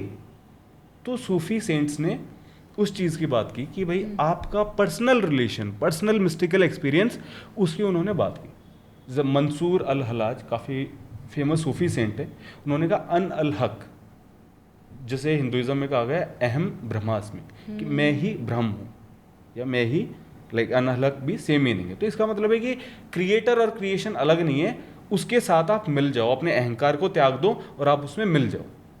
तो इसी तरीके से रूमी बहुत ही मतलब फेमस पोएट हैं, है ना, सूफी पोएट हैं इंडिया में। फिर अमीर खुसरो, या जो अब मतलब मॉडर्न डे पाकिस्तान में लाल शहबाज कलंदर, बाबा फरीद, बुल्ले शाह। तो इस तरीके के सूफ़ी सेंट्स हुए, उन्होंने सूफ़ी कव्वाली और जो है भगवान मतलब अल्लाह है ना, उसके साथ आप उसको वो करो, इन सब कर्मकांड से थोड़ा दूर हटो। तो इस तरह का रिफॉर्म हुआ। ऐसे ही हिंदुइज्म में जैसे हमने बात की कि बुद्ध, कबीर, गुरु नानक, है ना, स्वामी दयानंद सरस्वती का भी कुछ कंट्रीब्यूशन कहूँगा कि उन्होंने भी वही कहा कि चलो वेदों की ओर, कर्मकांड से थोड़ा हटो। स्वामी विवेकानंद, अब स्वामी विवेकानंद ने भी पूरे तरीके से तो वो नहीं कहा, लेकिन जितना उन्होंने कहा वो भी आई थिंक अपने आप में काफ़ी वो था कि उन्होंने कहा कि स्मृति जो हैं they are productions of man of limited intelligence, है ना। तो उस टाइम पे भी ये बात कहना आई थिंक काफ़ी बड़ी बात है कि उन्होंने फिर ये कहा कि यार उपनिषद और गीता सही हैं, इनको आप छोड़ सकते हो। फिर डॉक्टर अंबेडकर और पहले मतलब ज्योतिबा फूले, है ना, तो इन लोगों ने भी काफ़ी कुछ रिफॉर्म किया अपने अपने तरीके से। तो मतलब जो रिफॉर्मर्स भी थे वो पूरी तरीके से, क्योंकि आपको इतनी पब्लिक को केटर करना है और उनको अगर उनका ओपिनियन थोड़ा उनको सही रास्ते पर आना है तो आप सिरे से खारिज शायद नहीं कर सकते हो उनको। ईश्वर चंद्र विद्यासागर ये कहते हैं कि यार विडो रीमैरिज होनी चाहिए, ये उसका बेसिक राइट है, और रिलीजन मना करते हैं, एस्थेसिक है रिलीजन। उस टाइम पे कौन उनकी बात सुनता। जो राजा राम मोहन रॉय थे उनके खिलाफ तो धर्म सभा ने उस कानून को रुकवाने के लिए इतना किया, उनको तो इंग्लैंड में जाके केस लड़ना पड़ा था। और इन्हीं लोगों ने ही फिर राधाकांत देव थे वो धर्म सभा वाले, फिर इन्होंने ईश्वर चंद्र विद्यासागर के खिलाफ वो किया। तो इन्होंने भी वही किया कि इन्होंने पैम्फलेट बांटे कि अरे यार स्क्रिप्चर्स जो है मना नहीं कर रहे हैं विडो रीमैरिज को। बट अगेन फिर हिंदुइज्म में क्योंकि इतना कुछ है तो आप कहीं ना कहीं से ये वाला व्यू भी ढूंढ लेते हो, वो वाला भी कर लेते हो। तो उन्होंने भी उस टाइम पे ये कहा। लेकिन अब आज के टाइम में जब 2025 है ना, तो अब भी हम यूं ही हल्का हल्का थोड़ा थोड़ा रिफॉर्म करते रहें, कितना और, जबकि सिचुएशन ये है कि आप लिखो दलित मैन यूरिनेटेड अपॉन, एक आर्टिकल नहीं मिलता, इतने आर्टिकल मिलते हैं, दलित मैन बीटन, इतने आर्टिकल मिलते हैं। सेम मतलब किसी भी रिलीजन में। अभी मैं ट्विटर पे देख रहा था कल की कोई केरला, जो कि हमारे देश में एक एडवांस्ड स्टेट माना जाता है, वहाँ पे कोई डिबेट कंपटीशन हो रहा है कॉलेज में, और ये मुस्लिम लड़कियां उनको वहाँ इतना पीछे बिठाए हुए एक बैरियर के उधर। चलो आपने हिजाब तो करवा दिया, अरे उनको साथ में भी नहीं बैठने दे सकते। तो ये सब क्या है? रिलीजन। कड़कती धूप में भी कोई औरत बुर्का पहन रही है, अब आप कहोगे इट्स हर चॉइस, लेकिन आप मॉरल कंडीशनिंग ये बना देते हो कि यार अच्छी औरतें ऐसा करती हैं, फिर आप कह रहे हो इट्स हर चॉइस। पूरे देश की पॉलिटिक्स किस उस पे चल रही है? एक ऐसा नेता, आप सोचिए, पुल गिर रहे हैं, सड़कें धंस रही हैं, रेलवे एक्सीडेंट हो रहे हैं, बस्तियां ढाई जा रही हैं, पेड़ काटे जा रहे हैं, कहीं पे 10 लाख पेड़, कहीं पे 5 लाख पेड़। 83% लोग ऐसे हैं जो एक दिन का 171 रुपए से कम कमाते हैं। बेरोजगारी है, एसएससी एग्जाम नहीं करवा पा रही, ब्लैकलिस्टेड एजेंसी से आप वो करवा रहे हो। कुंभ का आप कह रहे हो हमने भव्य आयोजन किया, जब भगदड़ में लोग मर जाते हैं आप कहते हो हमारी कोई वो नहीं, वो तो कहते हैं उनको अच्छी मौत, रुपया, हाँ वो तो कह रहे हैं मोक्ष मिल गया। हाँ, कितना ज्यादा करप्शन। अभी भी एक आया कि स्कॉर्पियो खरीदी 1 करोड़ रुपए में, 30 लाख रुपए की कार आपने 1 करोड़ में, और ऐसी ऐसी कुछ पता नहीं 1200 या कितनी खरीदी। कितने कितने सारे, बिहार गवर्नमेंट 70,000 करोड़ के यूटिलाइजेशन सर्टिफिकेट सबमिट नहीं कर पाई। अब ये वोट चोरी का हम देख रहे हैं, इस सब के बाद भी लोग अंधभक्त क्यों बने हुए हैं? क्यों? रिलीजन के कॉन्सेप्ट में ही इनहेरेंटली एक ये चीज है कि लोग उससे ब्रेन वॉश होंगे, because it becomes a part of their ego. वो उनकी ईगो का, उनके सिस्टम का हिस्सा है। रिलीजन के खिलाफ आप बोलते हो तो लोगों को लगता है कि यार मेरे खिलाफ बोल दी। अब मैं साइंस के बारे में कुछ सोचता हूं कि यार ग्रेविटी, आप कहो अरे विजेता ग्रेविटी कुछ नहीं होती, ठीक है भाई, तुझे लगता है ठीक है, क्या मुझे गुस्सा आएगा? मुझे नहीं आएगा। क्यों? क्योंकि ग्रेविटी का विचार कहाँ है? मेरे दिमाग में है। लेकिन धर्म जो है वो कहाँ है? दिल में है। तो धर्म पे किसी ने बोला तो मेरी आस्था को बोला, आस्था मेरे दिल में है, तो मुझे लगता है मुझे हर्ट कर दिया गया।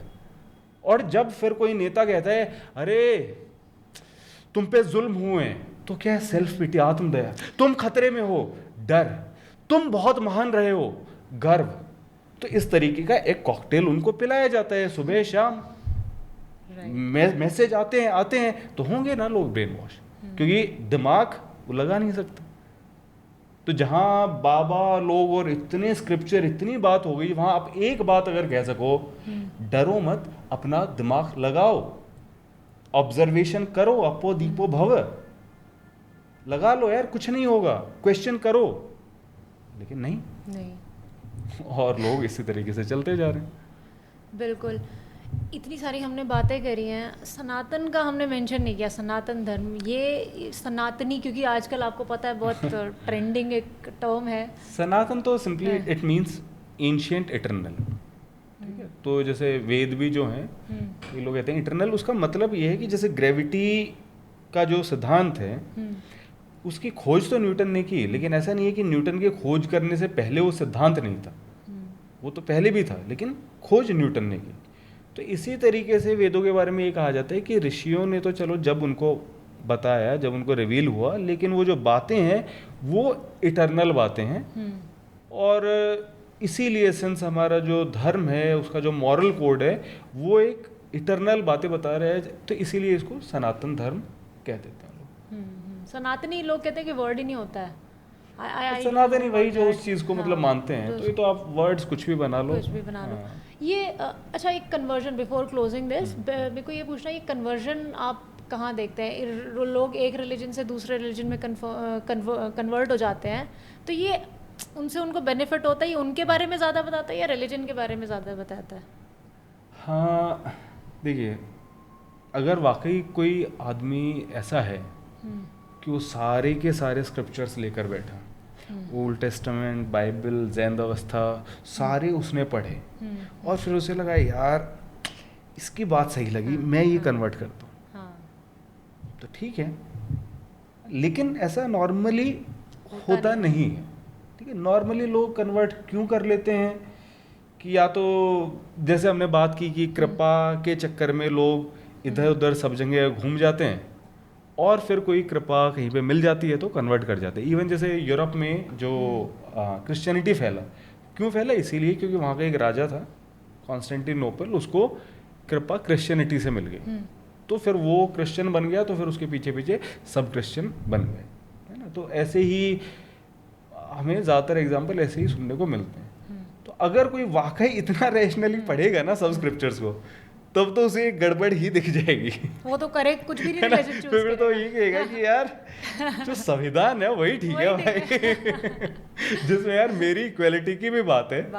अब ये जो है राम भद्राचार्य कहते हैं कि मनुस्मृति का कोई वाक्य संविधान के खिलाफ नहीं है, तो भाई नहीं है खिलाफ, तो तुझे संविधान से दिक्कत क्या है?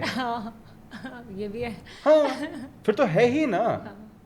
आचार्य प्रशांत भी कह रहे कि नहीं, जो उसके हैं वेदों के, उपनिषद के, वे जो है लिबर्टी, इक्वलिटी, फ्रेटर्निटी के प्रिंसिपल्स उनमें भी हैं, उसी के बेसिस है, तो अच्छी बात है ना। फिर तुम क्यों वो चीज़ चाह रहे हो?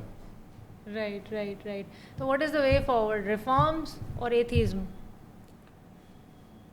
रिफॉर्म ठीक है। अब ये है कि भाई कुछ लोग जो है पूरा अगर चलने को तैयार नहीं है, अभी तक भी, आज तक भी, 2025 में भी, है ना, तो उन लोगों के लिए चलो रिफॉर्म की दवाई दे दी जाए उनको, तो ठीक है, लेकिन अब आई थिंक ये टाइम है, पूरी दुनिया आप देखो, ऐसा भी सर्वे आया है कि जिन देशों में रिलीजन जितने ज़्यादा लोगों के लिए मैटर करता है वे देश उतने ही पीछे हैं।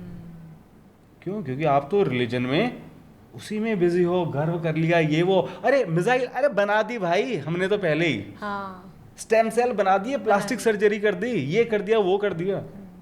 वही जो यूरोप अंधकार में डूबा हुआ था, कुछ भी नहीं था यूरोप में 500 साल पहले। तो आप कह रहे हो ना हमारी नालंदा यूनिवर्सिटी जल गई, उसकी वजह से हम कुछ भी नहीं कर पाए। तो उसी टाइम पर यूरोप भी जीरो था, ब्लैंक था, क्रूसेड्स चल रहे थे, इतना ज़्यादा जूस के खिलाफ वो था, लड़ाइयाँ हो रही थी, लेकिन वो आगे बढ़े। क्यों? क्योंकि वहाँ पे आया एज ऑफ एनलाइटनमेंट, वहाँ पे थ्योरीज लिखी गई, वहाँ पे फिलॉसफी आई, इमैनुअल कैंट ने रेशनलिज्म को फैलाया।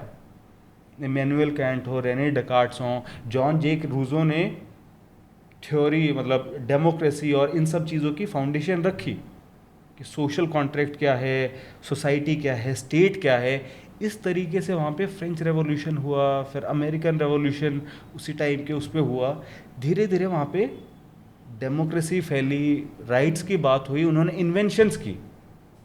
आप देखो ना, छोटे से छोटी, बड़ी से बड़ी, सब इन्वेंशंस पिछले 150-200 साल में सब वही लोग कर रहे हैं। हम क्या है, हम गर्व करे जा रहे हैं। इन्वेंशन हो जाती है, उसके बाद आप अरे भाई हमारे वेदों में भी है। भाई रखा क्यों हुआ है वेदों को? पढ़ के अब फटाक से बताओ ना आगे का यार। Same goes for Muslims. तुम कह रहे हो हमारी किताब इतनी साइंटिफिक, तो भाई करो ना यार, फटाफट उसको देख के इन्वेंशंस करो ना, कर क्यों नहीं रहे? तो वही है, गर्व गर्व गर्व, उससे कितना चलेगा। लेकिन वही है कि कुछ लोग अभी भी इतना दिमाग बंद करके बैठे हैं कि उन पे रिफॉर्म ही चलेगा, तो वो सही। लेकिन जो लोग सीधा सही रास्ते पे आ सकते हैं, तो भाई तो फिर इतना घूम फिर के स्टेप बाय स्टेप क्यों चलना है तुझे? राइट। बहुत अच्छा लगा विजेता, बहुत मज़ा भी आया बातें जानने में भी। और आई एम प्रिटी श्योर यार, कमेंट्स में मतलब जिसने गालियाँ देनी हो उसका हम कुछ नहीं कर सकते, बट अच्छा लगे ज़रूर बताना, क्योंकि जितने साफ दिली से, जितने एग्जाम्पल्स लेके, जितने साफ तरीके से विजेता ने बताया, बहुत कम लोग सबको और हर चीज़ को आपने बहुत ही ऑब्जेक्टिवली जिसे कहते हैं देखा है। ऐसा नहीं है कि सिर्फ हिंदू, ऐसा नहीं है कि सिर्फ मुसलमान, सिर्फ Christian, it's about religion itself. Now it's time to I think question कि what are we gaining out of religion, respecting our mind. बिल्कुल। एक लास्ट में बस एक बात कहूँगा, हाँ जी। कि आप लोगों के अगर दिमाग में डाउट आता है तो कोई ऐसा पाप नहीं है। Doubt is human nature. Even आपको पता है मदर टेरेसा, जिनको हम फेद की मूर्ति के रूप में देखते हैं, उनके भी मन में डाउट्स आते थे। अच्छी बातें आने चाहिए। ये भगवान को लेकर डाउट्स आते हैं, और ये वेल डॉक्यूमेंटेड है उनकी डायरीज से, उनके लेटर्स से। तो भाई तुम्हारे मन में आते हैं तो कोई बात नहीं, मे बी आप किससे डिस्कस नहीं कर सकते हो। आज के टाइम में एक टूल है जेमिनाई, आप जेमिनाई पे जाओ, वो तो एआई है, उसको आप अपनी डाउट बताने में कोई आपको ऐसा भी नहीं किसी को पता चल रहे। तो जो भी आपके मन में डाउट आए, चैट जीपीटी पे, जेमिनाई पे, उससे पूछो कि यार from an atheistic perspective tell me this, from a rational scientific perspective आप मुझे ये बताओ। तो करो ना। आप कहते हो मैं सीकर हूँ, कैसे सीकर हो? अगर आप उन्हीं बातों को सेल्फ वैलिडेट करते जा रहे हो, फिर आप कहे कि सीकर हो। सीकर में तो हिम्मत होनी चाहिए ना कि यार मैं जो भी सोचता हूँ इसको पूरा तहस नहस भी हो जाए, कोई बात नहीं, मुझे सच जानना है। तो वही तो होगा सीकर। तो आप लोगों को क्या अच्छा लगा इसमें आप कमेंट्स में बता सकते हैं। एंड अगेन इसका पर्पस था कि आप लोगों को फ़ायदा हो, तो ज़्यादा ट्रिगर्ड मत होना, ना इससे ना किसी और बात से। तो बहुत मज़ा आया नेहा बात करके। बिल्कुल। थैंक यू विजेता, और जल्दी ही मिलते हैं फिर नए टॉपिक पे। बिल्कुल, थैंक यू।